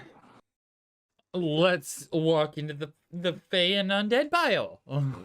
Yay. There we go. That sounds like a good idea. Sounds like a great plan. We'll just take a slight little jaunt into the undead Fey pile. So, Undead do we Fae wish pile. to walk straight up the middle, or Well, yes. very well? Bring it back a little. Are we gonna try to be quiet about it though? All right, two things: march in order, and if you're going to be quiet, give me stealth. Alright, I'll just roll with disadvantage so I keep my armor on. I will probably be in the middle or like closer to the back, not I guess, terrible. 14. probably. Here's a 14 prayer. top. Oh, that wasn't good. 17. 8 for Tarnok, 17 for Nim. Zephyr with That's a 16. 16. all right. Go ahead, give me your marching orders, please. I'm I in said the- I'll be near the back. I'm I'll be assuming in the middle Nim's gonna back. be at the back. Yeah, I'm near the back Alright, too. Who's I'll be- in front? I'll be second You can- behind Tarnok. Or Okay. Talk. Now, Now I'm now getting you're them mixed mixing up up. our names. That's great. That's awesome. You always give us such a hard time about it. There you go. Oh. All right. So as you guys tentatively walk up the path, the rain gets harder. Lighting is now striking with rhythm, if you will, at the center of the hill. Like every step you take, lightning is crashing at the center of the hill. You What? pass the dirt trails that run along the concentric rings with the black slimy rocks as Tarnok and Tak are now catching the sight after Zephyr's perception. Yes, these are graves. Ancient graves. You make your way up. We'll use Tarnok as an example. Okay. To the edge. I'm sorry, not Tarnok, Tak. Hawk. He's the leader. You come into the top of the hill. It's a wide ring of black boulders. I should have mentioned that before. They're black boulders. Are they smaller slimy rocks. boulders or like the Mm. other rocks? No. Okay. So, and you got smaller rocks that are collectively form a makeshift wall enclosing a field of dead grass, and lightning is still striking at the edge of the ring from time to time. Good. Well, don't go over there. Is this somewhat accurate? This ring is about 200 feet across. Correct. It's, Okay. oh, yeah. That's huge. Oh Yep. boy. So it's actually what it tells me is about 250 feet in diameter, but Okay. and the walls are they range because it's a ruin from 5 to 10 feet high. What catch your eye though is a ghastly 50-foot tall statue made of tightly woven twigs and packed with earth that's sitting on the west side inside the ring. The statue resembles a towering, cloaked man with fangs. It's Strahd effigy. As everybody else comes up behind Talk.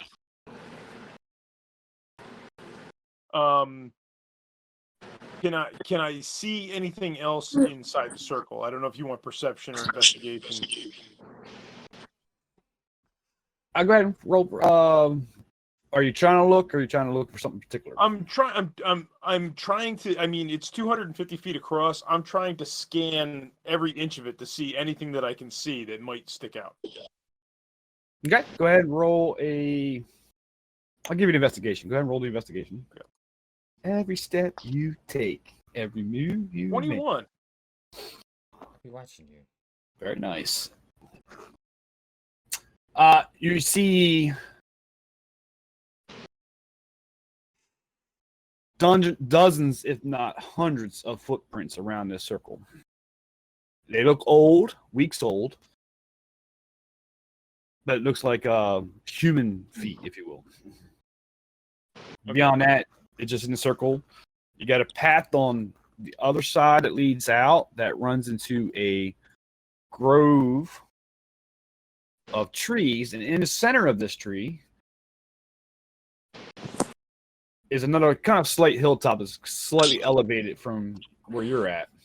Is a sickly copse, a grove of dead trees and shrubs with a huge misshapen tree at its core.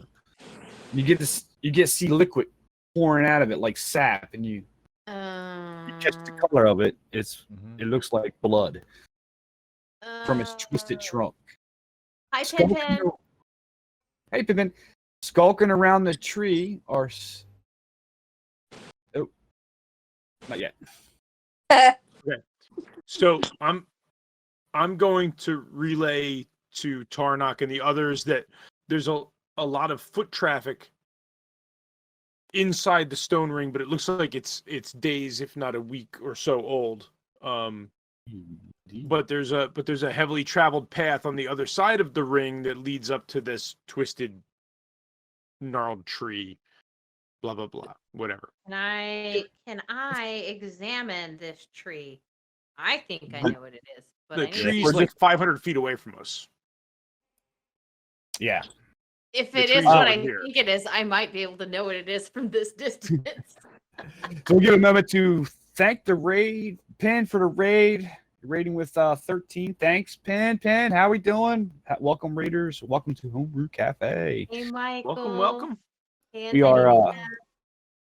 15 sessions into our Curse of Strahd. I hope you enjoy it. It's kind of a tense gothic horror setting with vampires and everything undead. And by the way, it's always raining in Barovia, which is the land we're in. But if you don't know, familiar with the Homebrew Cafe, we are a group of, well, basically Minecraft players that got together and started playing D&D and created Homebrew Cafe. Homebrew being that it is somewhat custom to a degree in our D&D sessions. And we have 3 sessions a week, Wednesday, Thursday, and Friday, same time, 6 p.m. Eastern. Had to go okay for a bit. What did you miss? You missed everything, wow. Miggy. It's everything. It's It's over. so tense, Miggy. You missed Yeah, it. we It's won over. D&D while you were TPK. gone. TPK. You missed it all.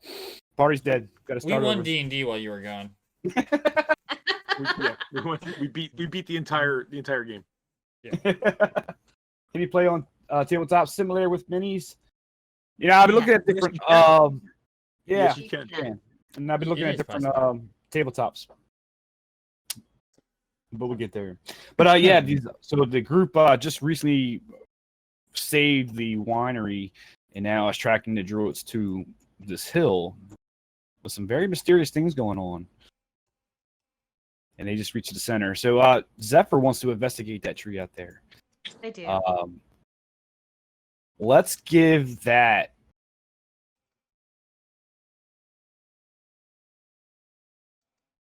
Well, let's go ahead and give an investigation. I was thinking of something different, but go ahead. An Investigate. investigation out of nature or anything like that.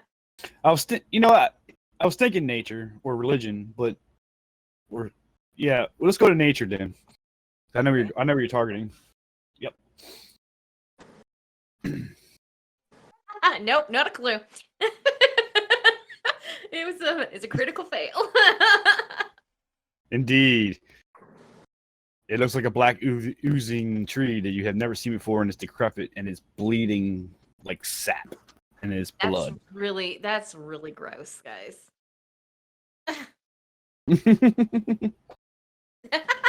Tarnock. He's just flexing. I just want to Whatever roll, you- guys. I just want to roll.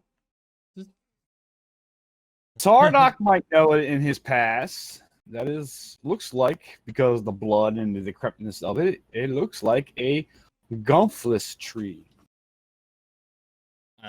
It would. It's one of those same trees like the druid had, the stick, right? Yes. Yeah. So I'd be able to tie those two together. They look kind of the same. Correct. It was the same wood. Yup. All right. So we need to get rid of this fucking thing. Let's go. Of course, this is probably going to be a problem. But we kind of need to get rid of this thing. Don't we? Question mark? Yeah, we need to do something about it.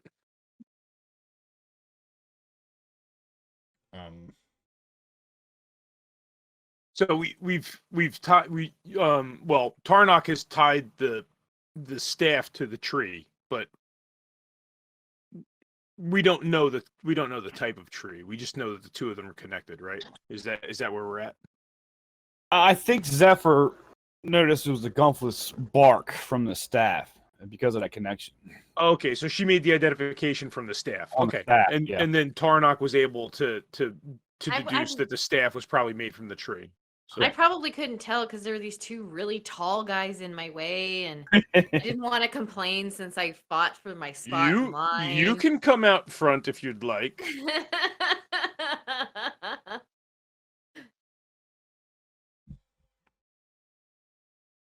It's the rain. Rain got in her eyes.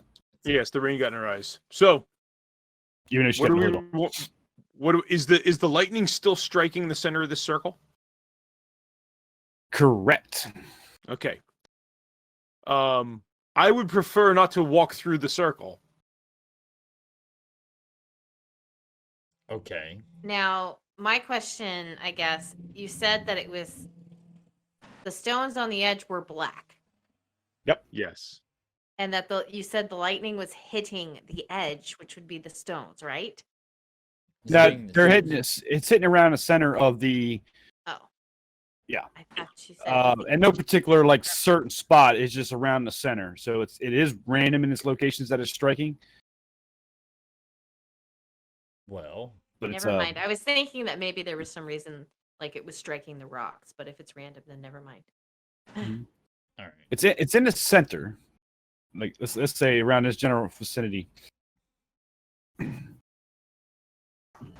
And it's pretty rhythmic, if you will. So you can probably gauge time and whatnot. But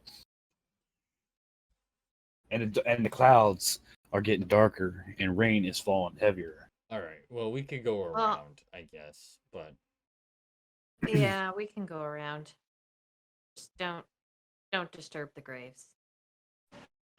all right. So I guess it looks like it's, and I'm just guessing, but it looks like it's steeper to the east. So we'll go around to the west. Okay. Can I check and see if it's like I want to check the hill and make sure that there isn't anything that I see around the outside either. We got, I don't know. What? Just the area where we are. Make sure that you don't see anything. No, like the field. Like we're gonna be walking through that field. I'd like to check the field. Okay. Grass. The field we're at now. Yeah. Like as we're walking around, I don't know. I see these rocks and I'm Like kind of here. suspicious out here. The path that we're going to be taking, she wants to Yeah. check.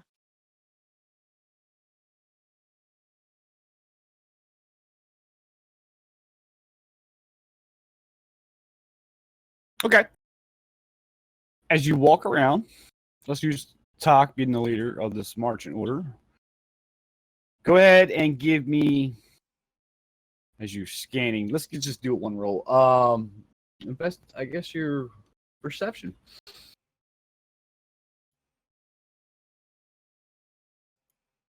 I'm just doing awful tonight. A 9. It looks fine. It's pretty grass. But the heavy rain and the lightning going off, it's making that crashing sound. It's hard to really focus and see anything out of the ordinary.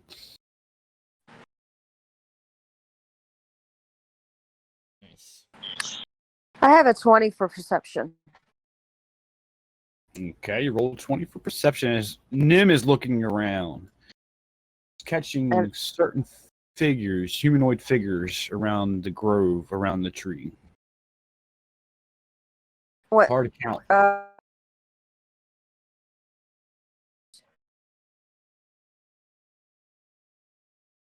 Okay.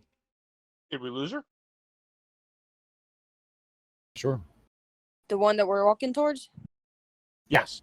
Yep, right here. I know it's hard from that Okay. laptop. Yeah. You see the bushes and stuff around, kind of like a dead-looking tree.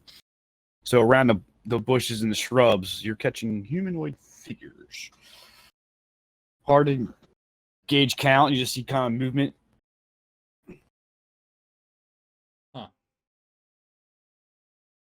Well, We sneaking? going to. Sneaking?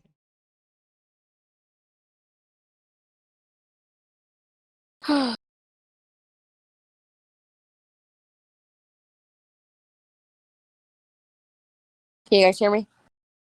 Yep. Mhm. Yeah. Okay. Yeah, I can hear you. Okay. I'm gonna hang back a little bit. You guys want to walk forward. I see humanoid figures around those bushes and trees and whatnot, and I am not liking that ugly-looking tree. I guess that's the one that has kind of something blood-looking coming out of it. Mhm. Yep. Mm-hmm. Yeah, I'm just hanging back.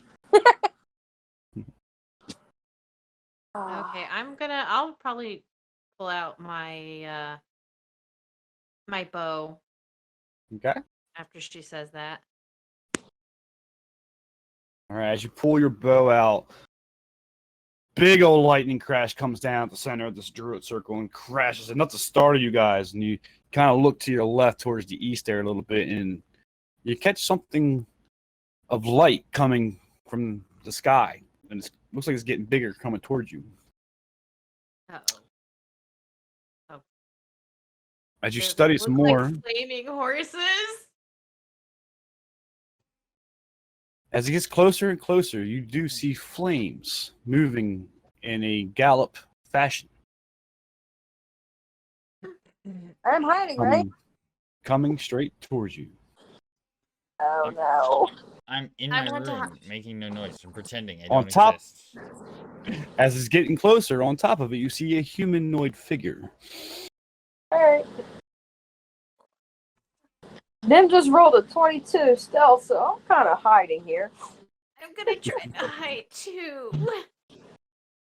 Behind the rocks. Going behind the rocks. A natural 20. I'm like the wind. I don't Whoosh. know. I'm not leaning. I'm just kind of like tucking out down behind him. Yeah. You said these stones are 5 to 10 feet high. 5-10 feet high.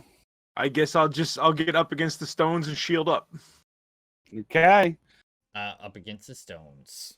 Up with those shit. All right. I don't have a shield. I'm just up against the stones. You're hiding. Go ahead and give me stealth. So Zephyr's 24. Name, what were you? 22. 22. All right, how about Tarnok? 10 for talk. 4. 4. 4.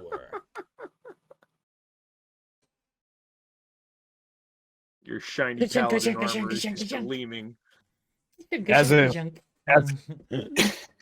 As the horse is galloping on with its rider, are you sure you want to stay behind these stones with 4 stealth?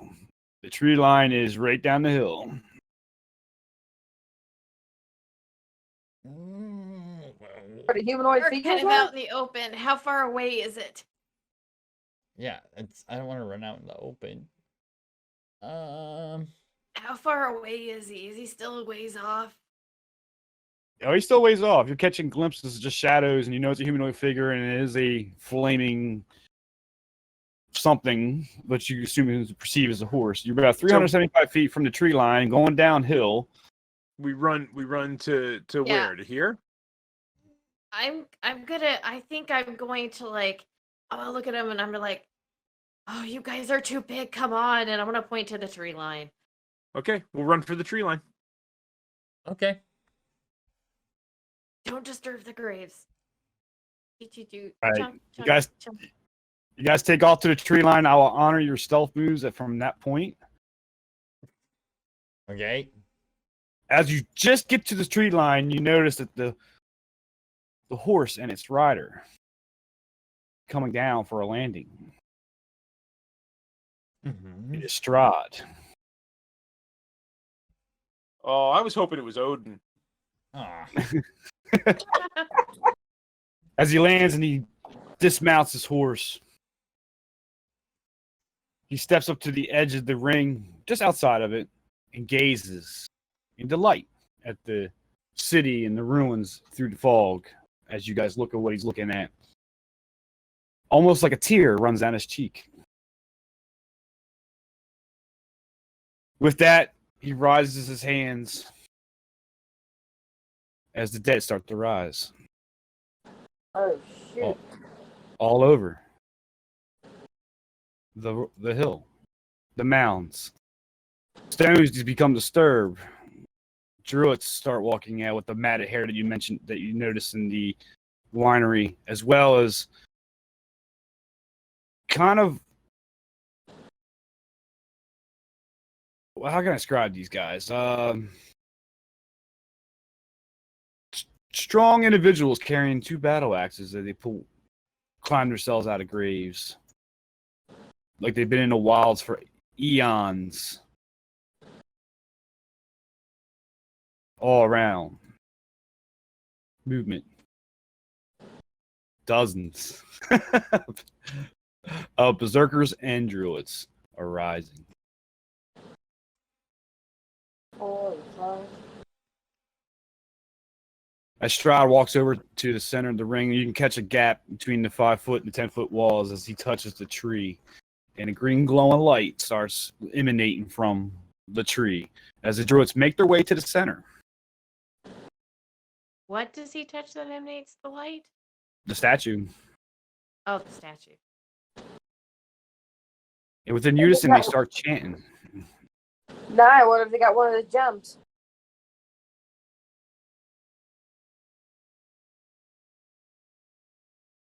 As they get all the druids in here. 1, 2, 3, 4, 5. I feel like I'm missing one. Nope, 6. Okay. Lightning crashing. They're chanting in unison as the light pulsates from the tree as Strahd steps out and gazes at his distant city in the fog. What do you guys want to do?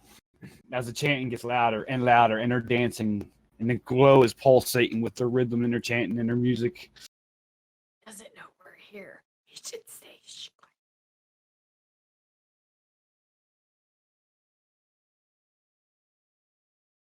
This time is yours for now. Do I, as it having grown up with druids, recognize this ritual that they're doing?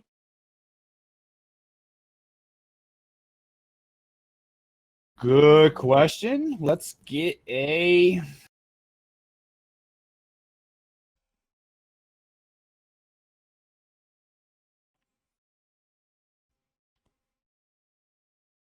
Let's get a religion check.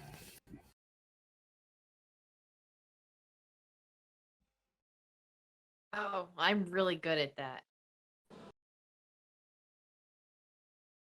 One of my gooder subjects. That's 6.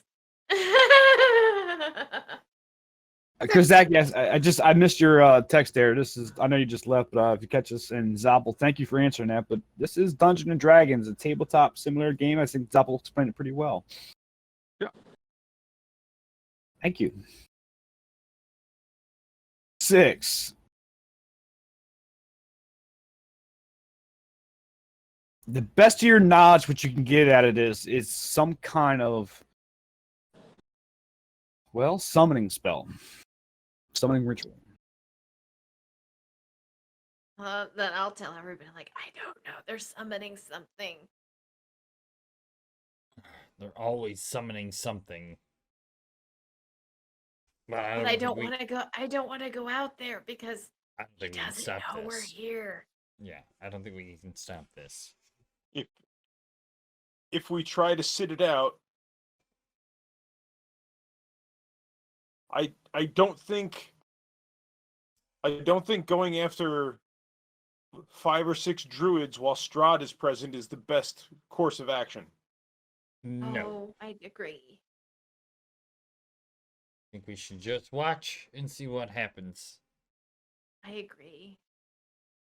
Okay, that's 3 out of 4. Is that the consensus? I'm not attacking. All right, 10-4. All right, 10-4. Within about 10 minutes of this chanting and dancing, the pulsating of the green light around the tree, the rain is coming down harder. The lightning is starting to pulsate more. You notice around the statue, roots are starting to grow and burst out of the ground. As a 30-foot plant creature comes bursting, sending twigs and earth flying. The creature resembles a dead tree net. I know I pronounced that wrong. So it's a creature, and I like to look at it for the comparison is like what Groot is on Galaxy, Guardians of the Galaxy. They're a type of plant creature. And he has green lights seeping out of it.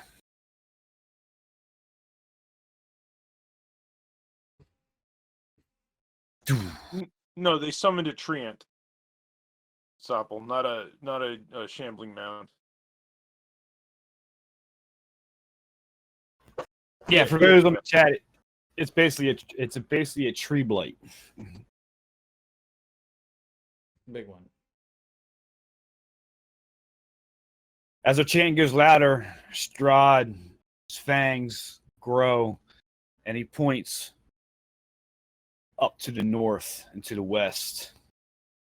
Destroy that winery. No. As the creature starts stomping off. With that, Strahd gets on the blight. It's a slow-moving creature. Gets down to the bottom of the hill to the trail area as Strahd mounts up on his horse and takes off as the Druids and the Berserkers go back to their graves.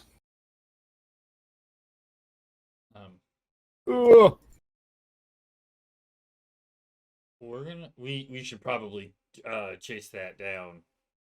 Yeah, let's wait and see. I want to wait and see whether the druids and the berserkers actually disappear Yeah, but and climb back into the grave. We want to be able to catch it. We can't let it get to the winery. No, we can't. True, but if we leave and they see us first, will they chase us along with the blood? Maybe. I'm going to suggest that we get to farther into the woods and run back to here to get our horses. Sure. All right. So I do mention the druids at this time, after Strahd has taken off in flight with his horse. Yes, the berserkers and the druids all climb back into their graves. As this tree, 30 foot tall, is climbing down the hill. So let's, at this point, let's go ahead and start tracking initiative. Okay. Let me get that up. Okay. Click a me. Click a you. Yeah, I know, dude. Oh no. It's no good. If you're gonna roll bad, it's fine on initiative. Yes, I roll real bad. You're right, dude. I should have thought about the old wise oaks in the Lord of the Rings. Yes. I should have thought of that. I was going sci-fi. I was thinking Star Wars. Star Wars. Oh. All right. It's fine. It's fine. I can't say Fine. that. It's patented. Fine. It's right, fine. Mickey. All right, Nim's got a 1. All right, I'm sorry, no. What you really get? It's a 12. 12? Okay. All right. 12. Let's get this. Well, let's do this. Let's get this guy in. Is that for a 20 or a 5? I forgot to select my token the first time. I'll take the 5. It's fine. I'll give you 20. I'll be fair. Yeah, he always moves it down if you roll better on the second one. So What are you trying to say? to be Yeah, fair, we're not she saying, gets we're the not saying 20. anything. You're the greatest DM ever. You're Yeah. kind and just, and Yeah, you're kind and just, and you're changing it to a 20, just like a kind and just guy would do. You're doing just fine. We love you. Do you want me to get you guys some tissues, by the way? Get that like off. And all of a sudden, I just remember a cheesecake incident. I had nothing to do with this. I wasn't here that week. All right. Nothing Well, to that do. brings Zephyr at the top of the order. So the objective, as you discern, is to stop this thing from destroying the Wizard Winery. It's a long walk down there. But your strategy and your plan is in motion. Zephyr's got the first go. Well, I mean, basically, I can move like half of a square per round. That's fair. And I'm going to move the same thing too. So we get the turn order up. I'll just tell me where you want to go. We'll let that play out, and I'll just move the turn order. Well, I want to sneak a little bit farther back into the tree. Well, I guess I don't have to if they went back to their little graves. I want to follow the tree line and get back over here to where we left the horses. Yeah. Where I'm gonna start heading. Yep. Let's where we're gonna go. one round. Let's see. Let's say you made it this far. I'm only using the turn order, not from 6 seconds per round, more just from an order point of view. Mm-hmm. Because the squares are so big, so it's just easier that way. All right, that brings talk. I believe we're sticking together. We're trying to get to here to a choke point where we can try and either get ahead of it or whatever. That's right. So this thing moves 30 feet just as much as you guys do. Mm-hmm. So by the time you guys he's already kind of halfway down the pipe. So let's say it this way. We might go to a different map. That's fine. So we'll get you guys situated to your horses. Okay. run, Okay, jump on our and- horses so that we can move faster. So now, okay, Right. so would we? All right. So now, honestly, would we have been dashing? Like it may not have been dashing, but we may have doubled our speed to dash it. Would that affect our position? Yeah, So it's also 30 foot tall, so it's probably got some speed. Well, yeah. he says it's 30 is its speed. It's 30. Oh. It's correct. So you're dashing. Without doing a quick math, let's put him just a little bit in front of you. Okay. Okay. As you got to your horses, just because he was coming downhill and he had a smaller straight line than you guys had coming around the Yep. edge of the hill. That's We my wanna thinking behind that. Anyways, Yeah. hop on the I mean, I horses just to close the gap. assume that we'd be trying to close the gap as fast as we could, and that thing would probably just be walking at its normal pace. So agreed. You can double up, but he had a closer gap to get to your horses than you did. He was oh close. no, that's fair. No, I just wanted to know if that would affect our where we ended up near him or not. That's all. Gotcha. So let's jump into a pre-made. It's kind of crude. Let me set this up right quick before I bring you over. Because I don't. Sadly enough, Ed, I didn't bring over today map for the other ones, the ones we Oh made up. no. I didn't. And the night one's too dark. I mean, you could probably get away with using the night one. You know what? Yeah, I think I will. Let me do this. I mean, it is overcast. It's Yeah, Barovia. it is raining. It is raining. It's always raining in Barovia. When in Barovia, it shall rain. Yeah, just turn off the dynamic lighting or whatever. And, Kaboom! We are all in the dark.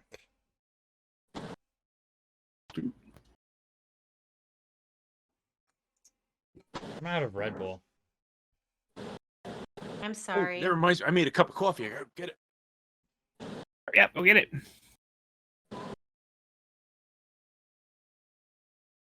All right, Trying. let's bring it over. I'm ready. I'm ready. Let's go. Okay. That's your I'm other ready. character. I'm ready to go to work. Oh my gosh, guys. Let's do it. Okay.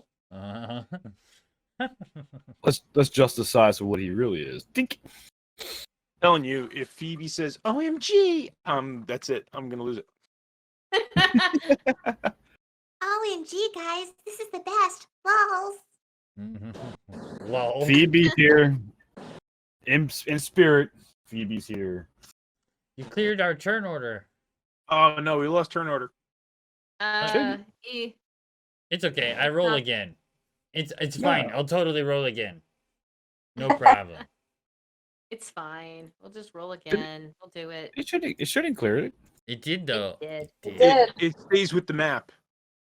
It's fine on my end. Go ahead and close yours down and bring it up again. Huh? Close what Let me now? do a restart. I'm gonna The turn order. refresh my.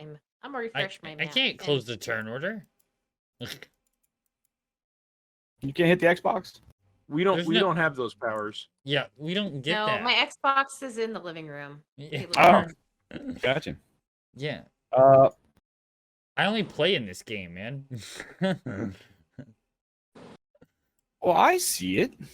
Well, we don't. You know. Well, that's fine. If you see it, that's fine. You just tell us who goes. Yeah, you just tell us who goes when. It's fine. We Yeah, trust you. See it on Some the of us. side. Some just of don't us see do. it. I mean, you know. All right. Right. So We could roll. there you are. You guys got your horses. You're galloning up. All right, straight on combat now. It sees you coming up on horses. Zephyr got the first row. You got the first go. Oh right. How much movement to get off of the horse? I'll give you one.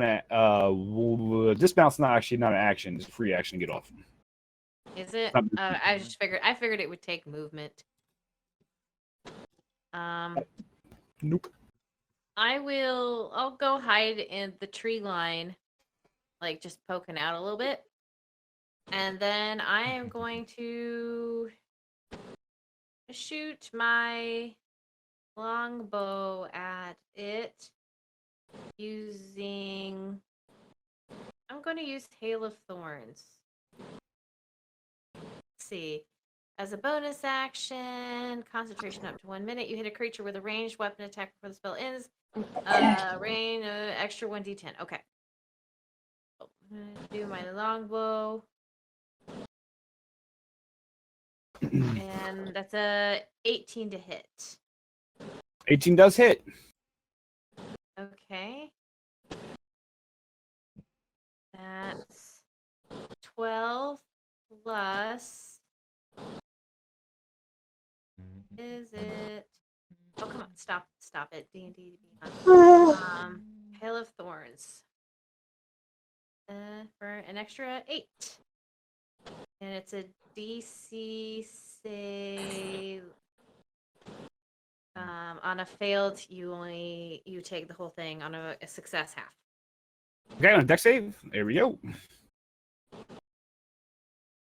Okay, 18. well, poop on him. He takes 4. All right, one second. I gotta fix one thing because it always resets this. He's got a +0 to his dex.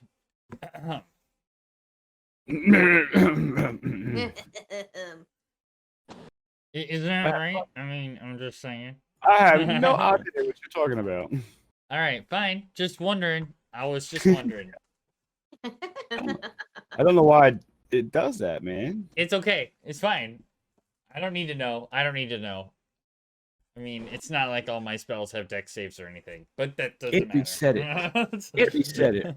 Always. I It mean, it always might resets not be it. very smart either. So. Okay. All right, so he takes 4 damage as hail of thorns from your arrows. It strikes, and these thorns come crawling out of it. It dodges some of it, but some will stick it for 4 And then damage. I'm gonna step into the tree line to be slightly obscured. All right. As this big old tree turns around, that brings it to talk.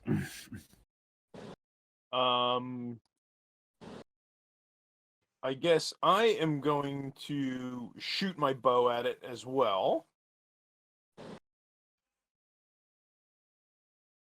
24 to hit 24 does hit. for 3 damage. And then I will cast Firebolt. 10 hit. 10 does not hit. Okay. As you stick it with the arrow, it's still looming at you as the firebolt goes wide. Are these 5 And, foot squares? I'm going to these are 5 foots, right? Yeah. Oh, good. And Oof. I will move over to here. That should be my 30 feet. I'm not gonna make it there All right, anyway. I get to- That brings it to Nim. How many feet am I away? You should be 5, 10, 15, 20, 25, 30, 35, 40 feet away. Okay, so I'm gonna Probably don't have command. I'm gonna hide in, I don't know if this is a tree or a bush. And I'm going to use I'm gonna finally use my chromatic orb for a 20, I'm so happy. 21. 21 does hit. What color was this? That one is a chromatic orb, and I'm gonna use fire All right. with a I do have 16. orange. 16 fire damage. Let me check one thing. Okay. What was the damage? 16.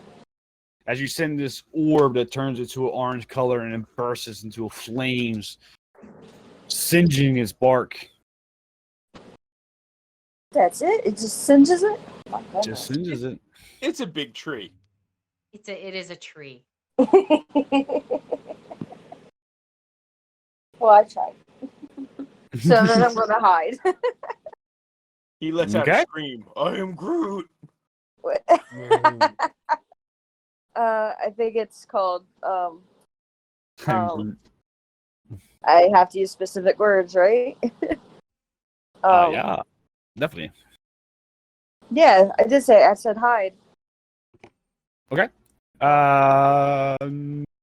We'll play that a little different. Go ahead and get a stealth, actually. It's an action and combat thing.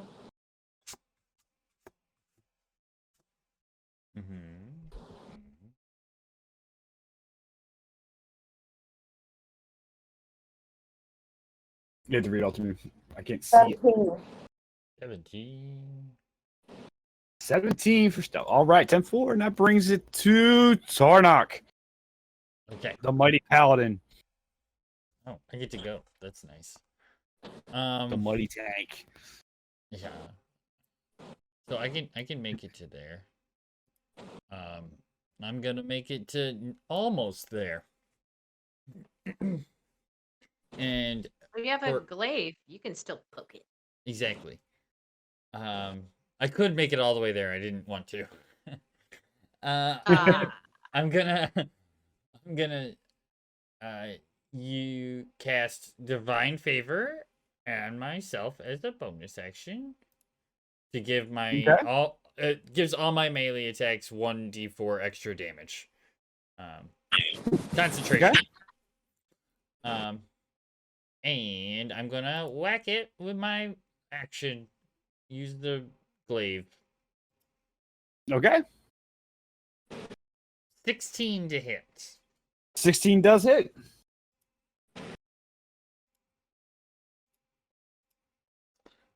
That's 15 damage total.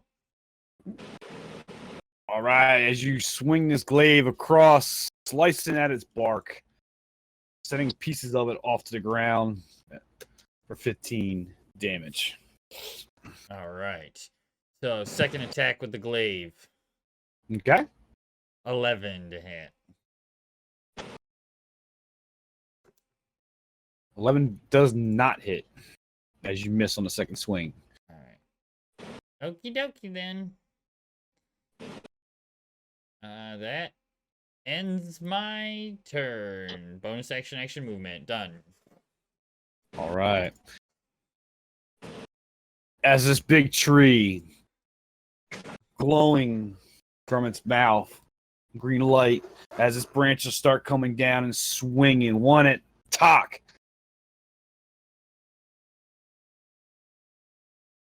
That's not me. That's good. Woo! Natural 1. That's a miss. Are you sure Yeah, that one wasn't at me? I think that was the one that was at me. As the one branch comes across Tok's head. But a second one's coming again at Tok. It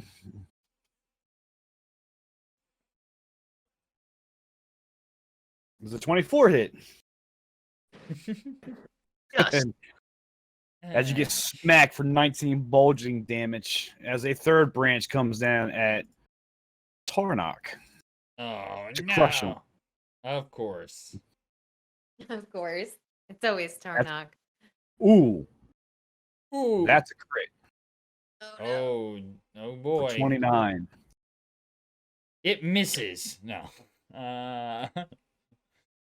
Let me quickly do Tok's this having math. flashbacks of a broom.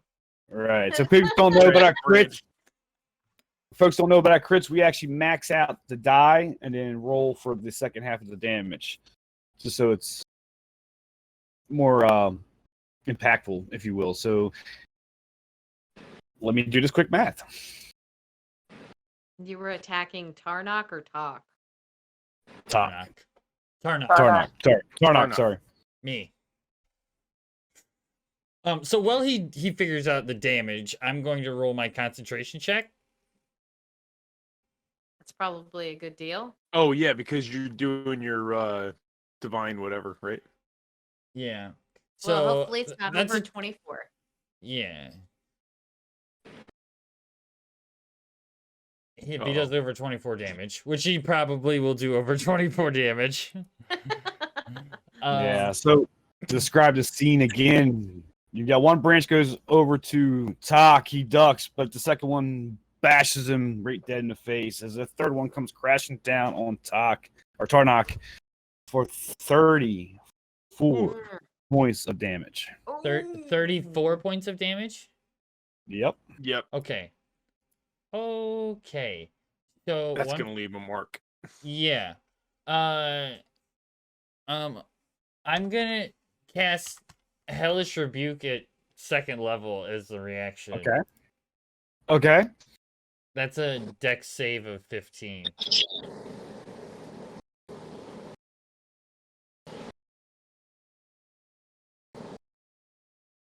$18. Does that get half damage? Hold on. On a failed save, half as much damage. Yes. Yeah.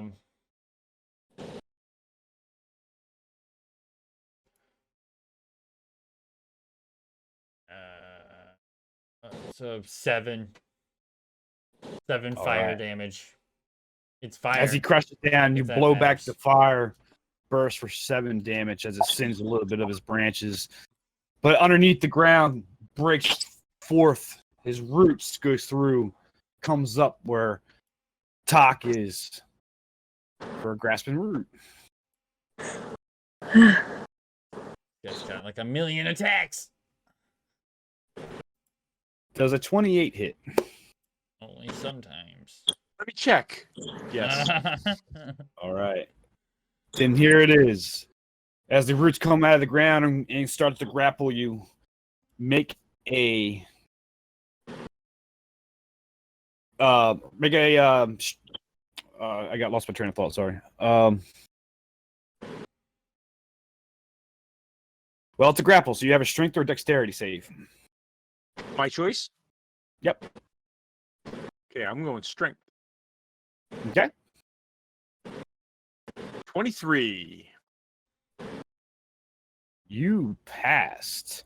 You are still grappled as the roots are squeezing you. Well, they call it bulging damage, but I'd look at it as squeezing you. But you take half damage. Let me roll this out.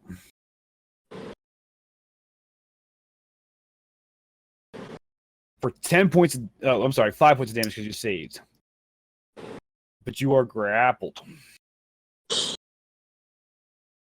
So, grappled. What strength save? For my next action. Yes.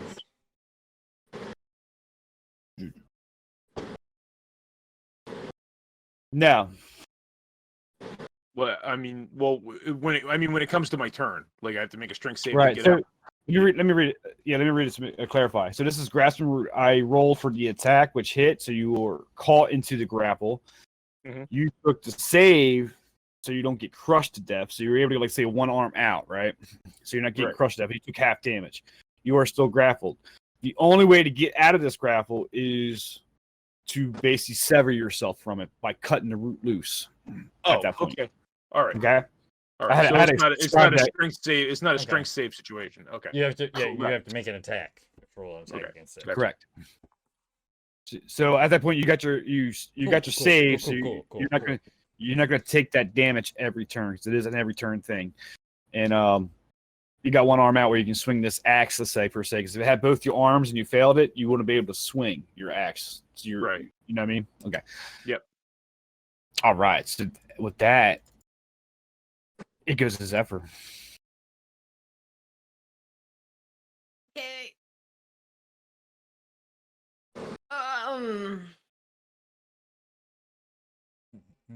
Okay. Oh gosh.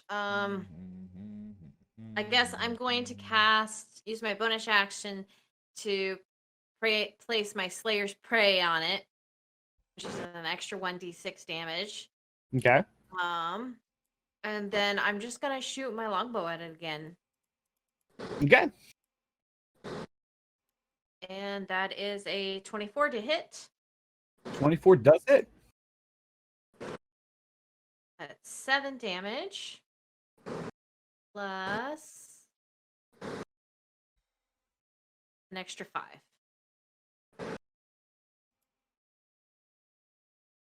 As the arrow hits, breaking some wood off from its side. It yells in pain. It felt that one as its branches and stuff start swinging. Then I'm just gonna tuck back into the tree line again. All right. That brings it to Tak, who is wrapped up, 2 arms out. Let's say 2 arms out. 2 arms From these out? Okay. roots that came out of the ground. Yeah, I'll give you 2. Okay. So I'm gonna raise my battle axe 2-handed. Okay. Hey, Bolden, you can zoom in on the map a little bit, just a little better, so And folks can that's see. gonna be a 19 to hit. 19 does hit on the roots. And that's going to be 14.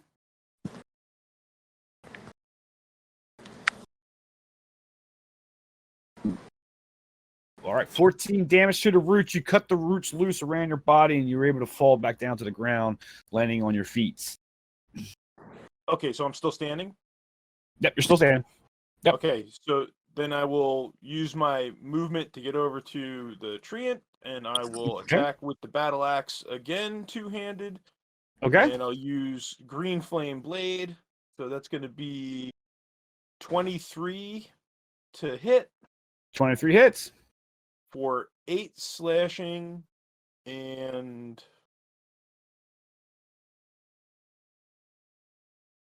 an additional 16 fire. Shoo! 17 fire. As you slash across, the pieces of bark go flying, but behind that, the burst of flame singes itself. And it hurls back in pain. And that's it for me. All right, that brings it to Nim. Okay, so I like that idea, and hold on. 5, 10, 15, 25, 30. Oh, that don't work. Oh well, I guess.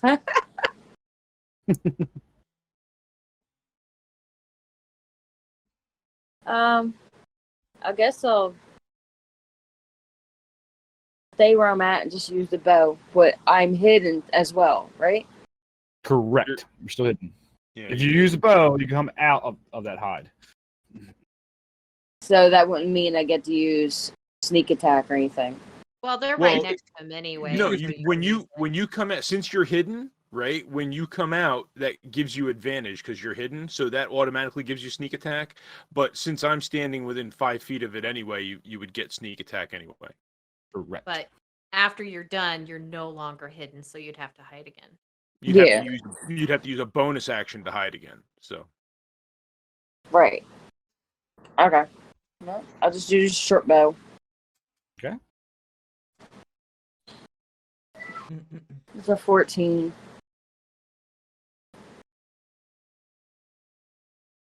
As you notch the arrow, pull the string back, let it loose. Unfortunately, because of him hauling back and the branches flying around, you shoot right over the tree. It's a miss. Okay. And I'm gonna go back into hiding. Sounds good. With a 21 for stealth.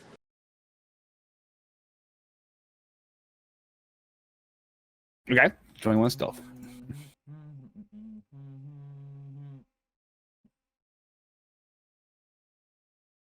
Oh, All right, with roll that- an initiative. Drat!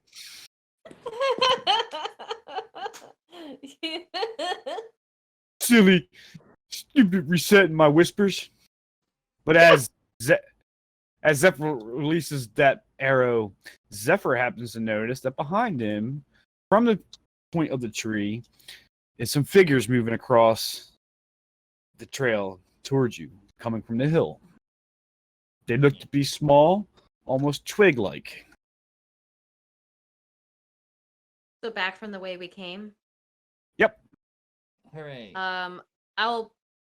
I will look to where I know Nim is generally at, but I don't see her, and be like point back and be like, hey, And I'm paying attention. there are things. So I turn around and I see them.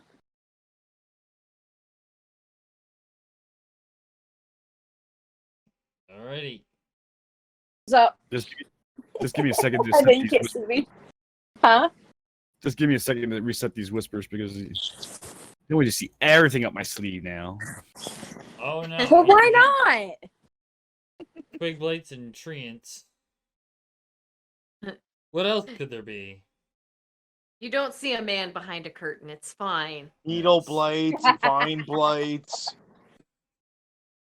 shambling mounds, some kind The of undead. black pudding. Berserkers. Black pudding. What? You know, I know. Why not? Why not? gold dragons. Could be anything. You don't know. That's right, Zoppel, and there's only a couple of vampires down the street. Don't give him any ideas, all right? I don't know how I feel about that.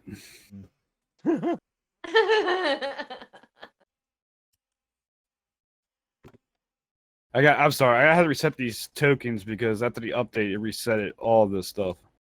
Apologize. Well, I will accept your apology this time. Oh. Just because you're my friend. Be nice, still in combat, be nice. Back to the cheesecake I incident. I said we were friends. Never gonna let me live that down, are you?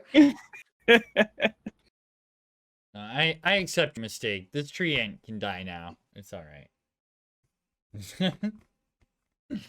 Who shot the treant first? That would be Zephyr. Shush, Right, shush. right, It's fine. 'Cause It's it was- fine. Fine. She was first in the turn order. Fine.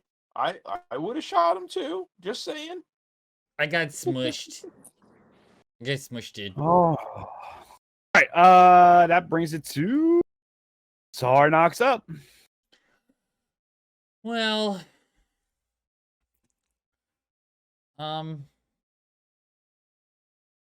well, well.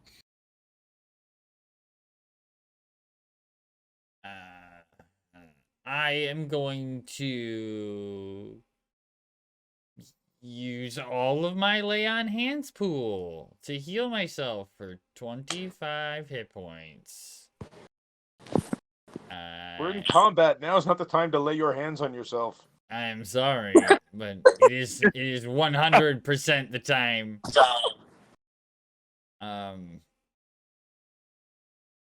And that's my turn. I actually do that and I step up into the square, and that's my turn.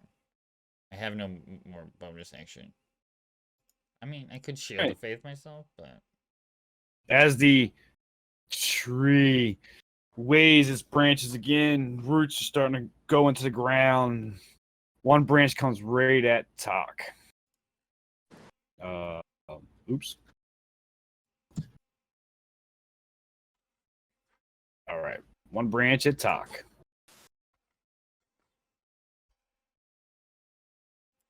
$11. That's a miss.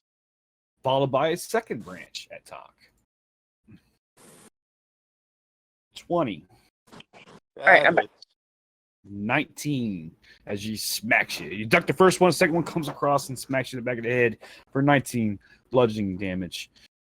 As the third one comes down at Tarnok. oh wait, you just hit him. Yes, it did. I can sentinel attack, so I'll do that too. Okay. That's why I moved forward. I had to be within 5 feet. 20 to hit. 20 does hit. 4 damage. I did a lot. It was fine. I helped. It was more of a Yay. splinter. Okay. As the third branch comes down on top of Tarnok. Yep. 14. Misses. Right. Awesome. That's good. Oh, you know what? I also, as a reaction, I'm going to use Vengeful Assault. When I take damage from a creature within range of my weapon, I can use my reaction to attack with that weapon. Cool. Okay, I'll let you.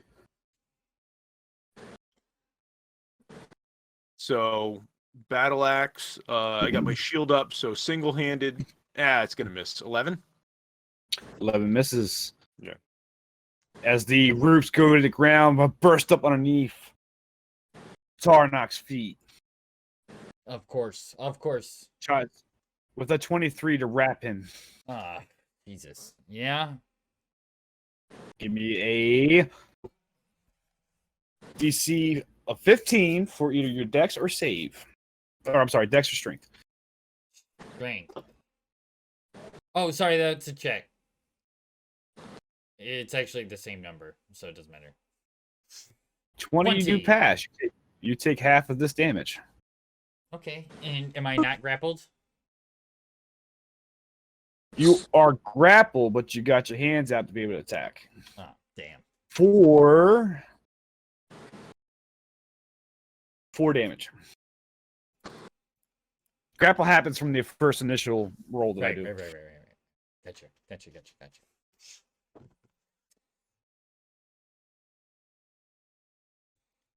No, I could be reading that wrong. It's kind of confusing how the reading is, but well, We'll allow it to the DM's discretion. Okay. yeah. Unless he starts killing us, then we might fight you.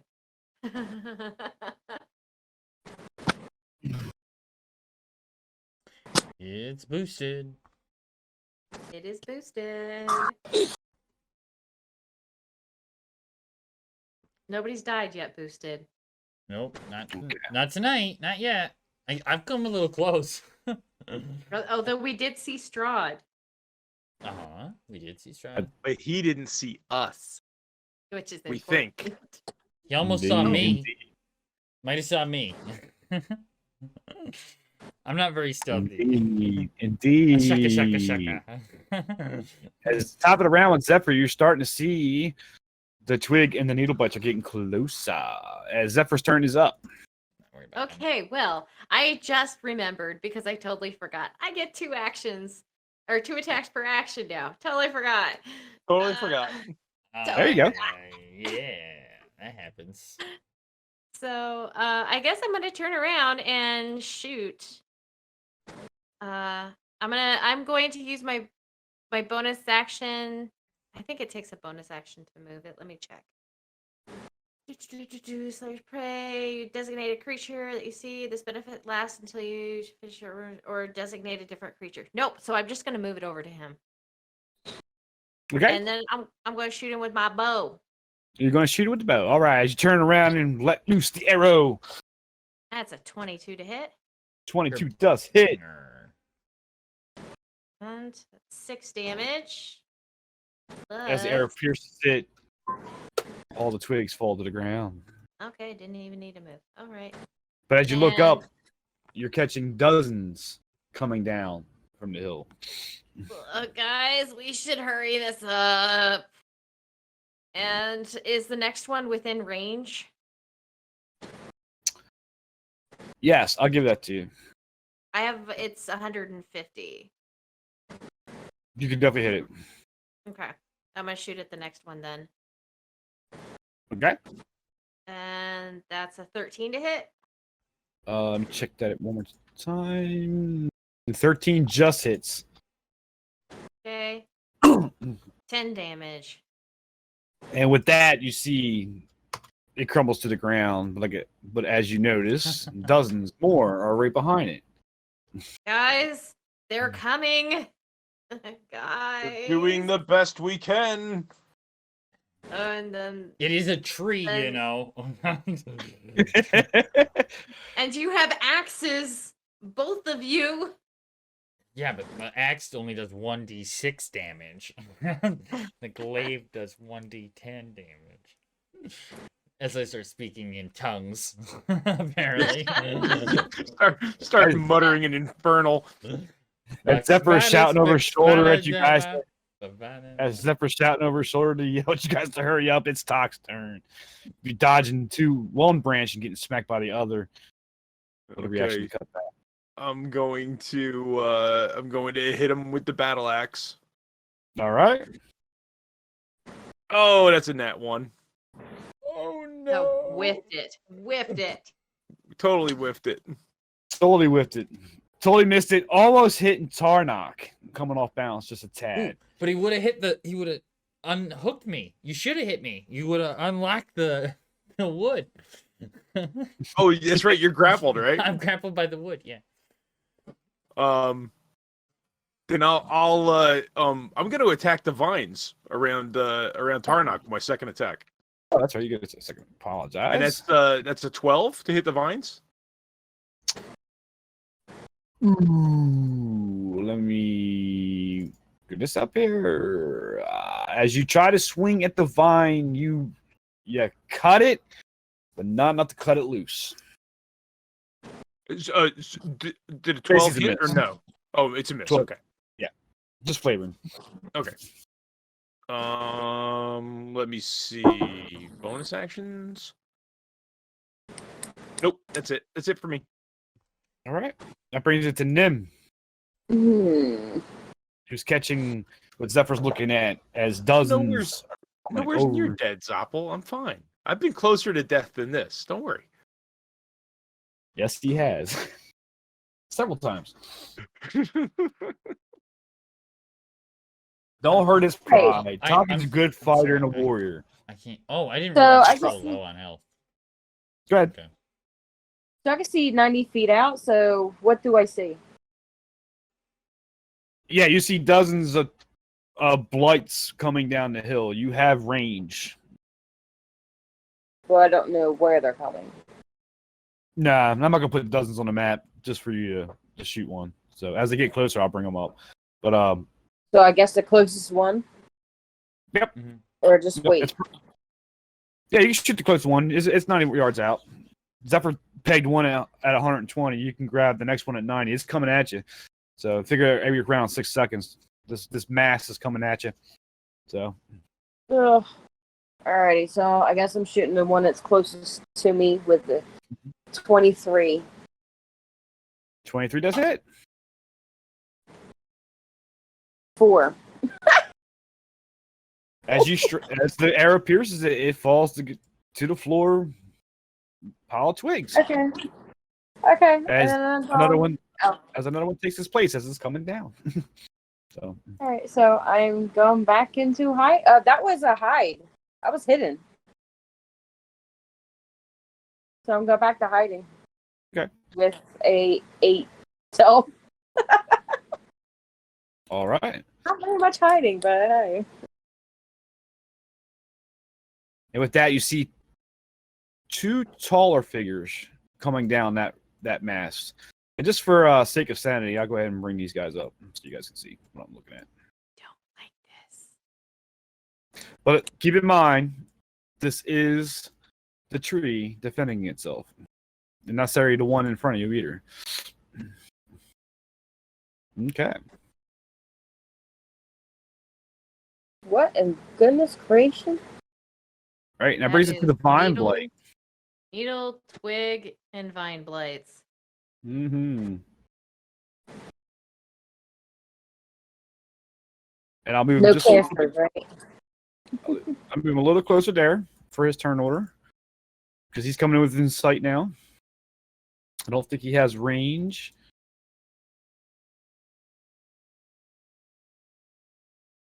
Okay. And that brings it to Tarnock. As you Zephyr is yelling at you to hurry up, and you kind of catch a glimpse that there's a lot of stuff happening behind you. Okay. And these are the shadows that Nim saw earlier. All right, I gotta take jeez. I'm gonna take 2 swings at the dude. Okay. What dude? The tree guy. The tree dude. The only Yep. guy I can reach. It's all good.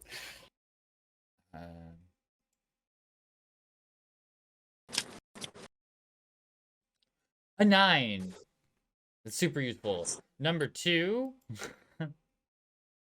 Can't reach the tree, the main body of the tree. All right. But you came around. Are you just the second one going to the tree or the vine itself? The tree. I'm not attacking the vine. I'm just gonna try to do Okay. damage. You're ready to come back around with your glaive again for that 10-foot reach of it, and you basically chop into its side. It does hit. 12 damage. 12 damage as pieces of its bark just crumble as you chop through it. It hauls back, squeezing you a little bit. You're doing some damage now. Okay. Sap is starting to run out of its different cuts that you have caused on it.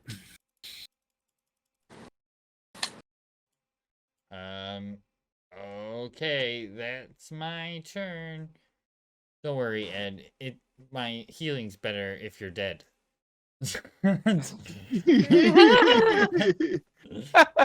I do better on bodies than I do on live things. Well, okay, so It's all good. if you get knocked unconscious, I can bring you back awake.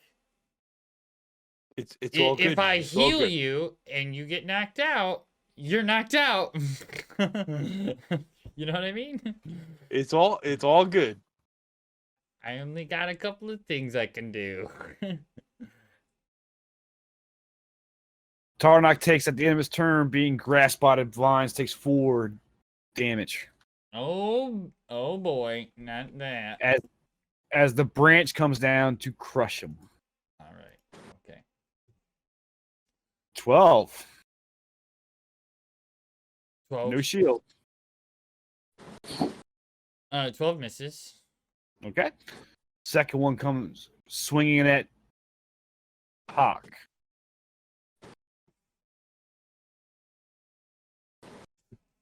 $28 for 14 bludgeoning damage. Ooh.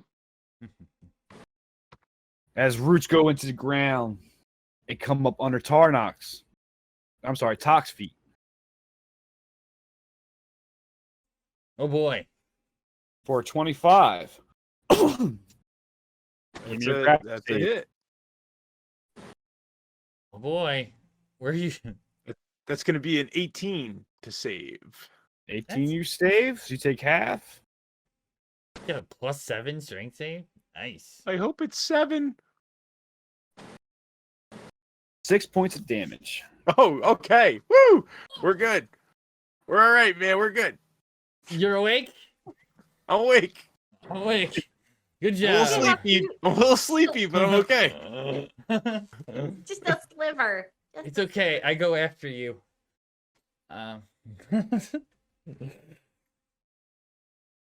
Oh, you gotta probably be taken out of your grapple though. I am. I'm grappled, but I'm good. Yeah, but if he, Yeah. never mind. Needle Blight comes running down towards Zephyr.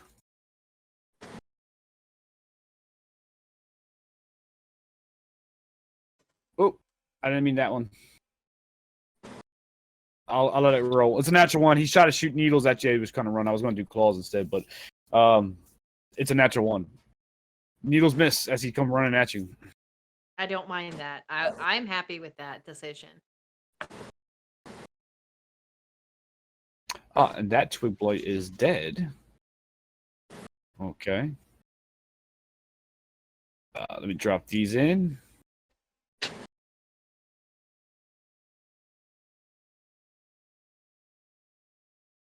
All right. Stand by. Standing by. Cast fireball. Right there. Dross, where are you when I need you? I know, Kendra.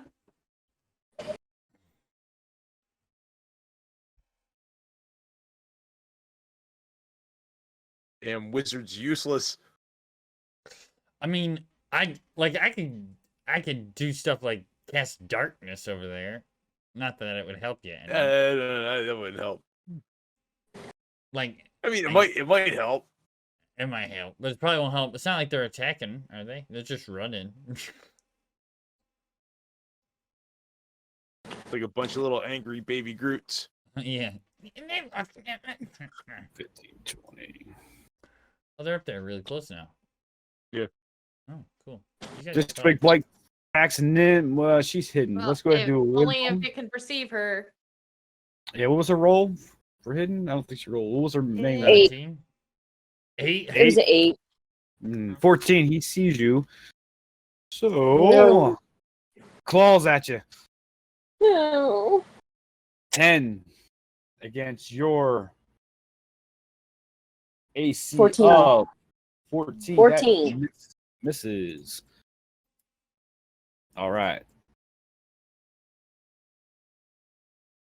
And that brings it to the top of the round with Zephyr, who catches the calling of ravens coming from the north. Guys, I think help's coming. Yeah, well, I better get here quick. And then I'm going to cast the spell I swear I did not name. It's a vanilla spell. I'm going to cast Zephyr Strike. I do not gain or nobody can gain opportunity attack on me when I move. My movement increases by 30, and I get extra damage on my first attack. Okay. So I'm gonna pull away from the needle blight over here to this duder, and with my swords out, I'm going to move my what is it called? Hunter's Prey. Slayer's Prey. Slayer's Prey. Back to it. So I'll attack first with my first sword as a 17 to hit. 17 does hit. Okay, that does 6 damage plus 1d6, an extra 6 damage, and then an extra 1d8, 7 damage. Shoot. 19 points total. Am I counting that right? That looks correct. All right. So I rolled my longbow. It's the same modifier as my sword though, but it is not the same damage. So let me re-roll that. Okay. It was a 10 instead of a 6. So 23. Okay. Good hit. As you come in and how you want to describe that? So you're slashing with Zephyr Strike. I don't know what that spell looks like, but it basically makes me really fast. She's hacking and slashing. Gotcha. So instead of stabby, she's slashing. As pieces of tree come flying in Tarnox and Tok's eyes as she's chopping her way at it, blood, sap, if you will, or the blood is starting to ooze out of it as it's hauling and pain as she's just chopping her way into it. All right. I'm going to do my second attack with my short All sword right. again. I don't get all the bonuses this time, though. Okay. And it's only a 10 to hit. 10 does not hit, unfortunately, as you try to go back for the second time and it misses. Okay, and then I'm going to I'm gonna go away from these guys over here into the tree line again. So the Call of the Ravens, guys, there is a brotherhood of the Feather, which is who we were talking to in the Wizard of Wineries. They're tasked to at this point, they're tasked to help the adventurers. So the sounds of ravens are good sounds. Good to hear. Because you helped at least 2 of them so far. All right. And that brings it to Tok. Who's hanging on. So I am going to attack the tree with the battle axe, 2-handed. All right. Big whammies. For 9. 9 does not reach the tree. You swing and miss. So I will swing again. And that is going to be a 26, 2-handed. 26 hits. And that is going to be 10 damage plus Green Flame Blade, which is going to be an extra 9. fire damage. Do it. And then I'm going to use my bonus action for second wind to get some HP back. Okay. Oh, good. It's going to give me 7. Okay. 7's better than nothing. You don't have your action surge? I do have my action surge. Right. So I didn't use my action surge, right? So I you don't use think this you did. two-handed axe, you chopped right into the side of it as your green flame just happened to hit a proper spot where it blew out the side of his trunk area. And it's gashed. Sap's pouring out. And it does hit like a truck. There it goes. It's starting to waver. It's fine. Okay. Seems to be loosening on your bodies. All right. But it's Then still dangerous. I'm gonna use action surge to hit it twice again, two-handed. Yeah. You can get 2 more in. That's gonna be Yay, a 24 to hit. Woo, 24 hits. team. Big whammies. That's what the big for fighter's 7, here for. 7 damage. Why is your one-handed different than your two-handed damage? Because one is a D8, the other one's a D10. Fair. So why do roll 2 damages though? Because it rolls for single-hand. It rolls for single-handed and for two-handed. Oh, and it gives you a total at the back end. Okay. Yeah. All right, you So swung on the 7 24. two-handed. Yeah. Chopped good part of that gash that you made. It's starting to crack, and you hear crumbling, or not crumbling is a bad word, but you know what a tree sounds like when it's about to fall over. But it's kind of hanging on. The vines around your bodies are loosening. Okay, let me hit it again, two-handed. That's going to be a 20 to hit 20 hits. for 12, two-handed. How do you want to do this? I just want this sucker to fall over and let me go. He comes in on the left nice. side of it. Just as he was leaning, it created a gash, a crack on the one side of his trunk as you drive that double edge, or the two-handed axe right into it, and it timbers over. Vines loosen you up. It just crashes to the ground. A bunch of bloody sap blows all over me and Tarnok. Yay! Bloody sap was all over Tarnok and you. Hooray! Hooray! I think that's all you got Okay. left. That's it for me. Yep, except for movement. Did you I'm move it? good where I'm at. All right, and this actually brings. Get the crystal. Not you. Like, What? I'm just saying. Oh, My character's saying is- that. oh it's yeah. probably I an mean, action to get it. do we see a gem? From your perspective, as you fall down within this current time, you know that the tree is glowing. You do see something inside of it is glowing. You perceive it as probably the gene. Correct. Okay. As just Right, sir. then, the swarm of ravens come flying in and start attacking. Now, long story short, I could play this out. We got I think this. I think There's it's no safe reason. to We say. got it. They're going to peck across the needle blights and the witchmacaw blights, and you probably lose some ravens in the process. And a whole battle ensues. Twigs, needles go flying, more coming down the hill. And they're still fighting fiercely. Eventually, the other tree stops producing blights at this moment. As ravens and everything's starting to settle down as the combat has ended. I climb turn on that the off. tree to take off the gem, trying to And hack we're the gem out. left with a pile of needle blight birds' nests. Right. Bunch of needles and twigs. The tree's falling over. You do notice as you look inside. It is a gem. It's a green gem, size of a pine cone. Uno. As early evening is starting to set, you guys take a deep breath. Cool. I'll cast Cure Wounds at level 1. Okay. I could do level 2. I'll do level 2. I mean, honestly, We're what? We're probably gonna get on the horses and beat feet for the winery. I have 9 HP, so save it. Okay. Yeah. Let's get on the horses and double time it back, I'd say. Alrighty.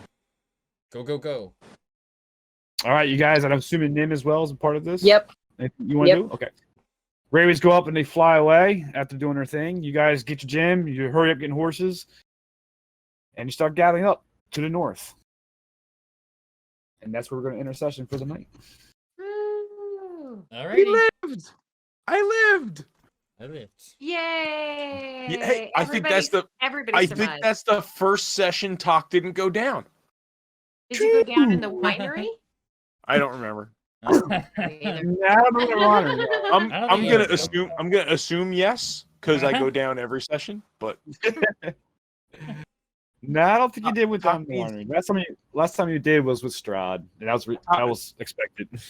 Talk needs to dump his studded leather or whatever the hell he's wearing. He needs to get some like real armor. Get some plate like me. Needs a chain shirt or something. Yeah, some plate. Let's see. What do I have? Let me I think it's all just make sure. I want to just The make sure that's disadvantage all. on stealth kind of sucks, but You know what? I'm wearing leather, so thank God. I believe I have studded leather on, but I could be wrong. I may have just regular leather. Oh my god, I have a chain shirt in my inventory. Why am I not wearing that? Oh, you got that. You got that from the death house. oh, that's why you're not wearing it because you got it from the death house. Oh, yeah, I've been wearing regular leather when I had a chain shirt the whole time. Well, that would have given me an extra 2 AC. As you Damn guys, it. as we are writing, he clumsily fumbles off his leather armor, puts on a chain shirt. Where? Oh, Well, I feel a little better now. I don't even is have that what plate. you wear? Is that what notices are? Is that what you wear through combat? I'm like, hey, is that studded leather armor? I think that might fit me. It's not- it's- definitely. It's not even studded. It's just plain old leather. Oh well, poop. Never mind. I got leather. I don't need Yeah, it's not even studded. It's just plain old leather. I don't even have plate mail. I have chain mail. We don't have any money. It's not like we can get anything new anyway. So that gives me an extra 2 AC. So I feel better about that now. I think I have the most money in the group, and it's only because I found that spell book. Wait a minute. Oh no, Balfour had it, right? The cloak of protection. Of course, I'll say this before the next session. You guys get the level. Nice. Yay! That was Level a- 8. That was a tough Zoppel, point. it's not even that we didn't check our inventory, our equipment before the fight. I just Had that totally for forgot. months. I totally forgot that I Yeah. picked that up in a chest in the death house. Totally forgot. Yeah, that's been months that you've had that. So you haven't had a long rest yet. Go ahead and level. That makes it easier during between the sessions. But yeah, you guys are now level. I should be level 6, and then I know I had to get you up. I just noticed that you are still at level 4, so I have to work on you. I will But, gladly manage levels. That sounds So fun. we should all you now to be at 6. I'll just say this: you are going to get a long rest, so go ahead and get your health back up and your spell slots. It's going to happen. And Okay. I hope everybody in the chat enjoyed it. This is a little bit more of a different than my other sessions. They get a little bit more funnier, but this is more tense. Strahd's a different character if you're not used to him. And wait till we get down the road into some of the vampire stuff. So When we try to Indeed. stab them with stakes and miss. Yeah. indeed, and vote to Dave burn the whole Master. place down. Burn the whole coffin. That's It all. was- That's all Nim wants to do. Nim is just a big Yeah. pyro wanting to burn everywhere down. It was just a suggestion. Yeah, Dugoff, I am a huge fan of Curse of Strahd. I like the feel. I like the ambience of it, if you will. Definitely. I had a little more tense than probably should be. It's always someone on the verge of death in all my combats for some reason. I don't know why. Well, that's what makes it fun, though, right? It does. Whenever a you or a friendly creature within 10 feet of you must make a saving throw. The creature gains a bonus to the saving throw equal to my charisma modifier. So before we head off, I'll explain how I ran my deaths. I did. Are you familiar with the death house? 'Cause I know you said you haven't played Strahd. I can explain what I kind of did at the back end. I don't want to spoil it for you if you haven't played it, but I did do the chanting thing and the tumbling mound, but I start running the skill check when they try to escape, and they go through basically a house of horrors to get out on a series of skill checks based on their passes and failures determines who makes it out of the house. But I had a twist at the back end when one of them actually made it out of and then the fog enclosed the rest. And we had a nice little dream sequence. You did, in fact, dodge your way through it. I twisted up where I didn't do the doors with the knives and the smoke that was through the house. I kind of had things jumping out at them, and they had to make it through various scenarios. What are you talking about? I jumped out of a door with scythes swinging that's right. back and forth. I did do that. That's right. I did that one. Then you had an illusion where it was an endless pit that you perceived correctly. You jumped and made it. Yeah. Yeah, that was fun. I like that. I was mentioning before. It's like I like that. So that was a 4th edition rule with the skill checks, right? So you put a series of encounters in a very time sequence thing. So you make it feel like it's more tense, more pulsating, more like hurry up type thing. Yeah. Thank you. And based on the success and failures determines the outcome. And this one group I did was based on their last roll was initiatives. I took the top one and the rest failed. Below that failed because I was forcing a sequence. I call it a dream sequence that happened. If you haven't, and they woke up and they had an encounter with Strahd. Somebody got bit, and they woke up in his carriage, and nothing happened to them. They're all healed. They're all alive. And I did the whole like you're suffocating in the mist thing. So that video actually is on our YouTube channel. Yes, it is. Session 0 and Session 1. We completed it in Session 1. So just an FYI, check our YouTube channel. It's there now. Shameless plug. Shameless plug. Indeed. I did it wrong. No, you're right. Oh, is it links? It's links. There's also so down below. There's also a link panel, right? If you go down below, there's some panels that you can get links. There's also one for maps. We have a couple of maps, like the map that we just used for the tree fight. There's a bunch of stuff like that we have on Imgur that you guys can download and use, and whatever you want to use. That's a good point. This map was created by our awesome Big Ed there, and like he said, it's there for you guys. And I will side note. You get caught up on the Strahd campaign. We're on session 15, so we're releasing one session per week for our sessions. Our Wednesday session's at session 45. So we're letting that out. And the Waterdeep one we just streamed yesterday is going to be out next week. That was, I assume you called it session 1, I believe. Session 1, yeah. We started over at session 1, yep. Very cool, very cool. Yes, we know Tarnok and Tok are pretty similar names, and that was not that was not planned out. That was and it's worse that they're both black. Yeah. So it's even more confusing. So that confuses me constantly. That's why I get tied up killing Tok and not Tarnok, or I'm attacking Tok and not Tarnok. Yeah. So yeah, it was totally not planned out. It's okay. Indeed. Brothers not by blood. Yep. Yeah. Exactly. Okay, so what do you guys want to do? What do you want to do for a raid? We have I took a quick look. Nobody on our follow list is streaming at the moment, so I took a quick look through Dungeons and Dragons, and TPK Roleplay is playing Frostmaiden. Oh, Frostmaiden, that sounds good. Cool. So they got 13 viewers. We can almost double that with 11 more. So why don't we do that? I'll start the raid up. Yeah, that sounds fun. Let's go. Definitely head over and give them a big shout out for us. That helps us out, and everybody who followed, thank you very much. We're 9 away, I believe, for the channel points. Yeah, D&D, Frostmaiden, Rime of the Frostmaiden is another campaign. So thanks, guys. Thanks for coming out, guys. Yep. And see you next Wednesday. Yeah, Wednesday. next Wednesday. No, guys, we're 7 away. We're 7 away. 7. 43. So yeah, we're up to 43 followers, 7 away from affiliate, which is going to give you emotes and channel points that you can help the party and all that kind of good stuff. Oh So, yeah. You could be the one that saves talk on the next round. That's it. You could be the one that cures wounds. But All right, yeah, guys. thanks for coming out. Here we go. We'll see you over there. See you next week. Bye.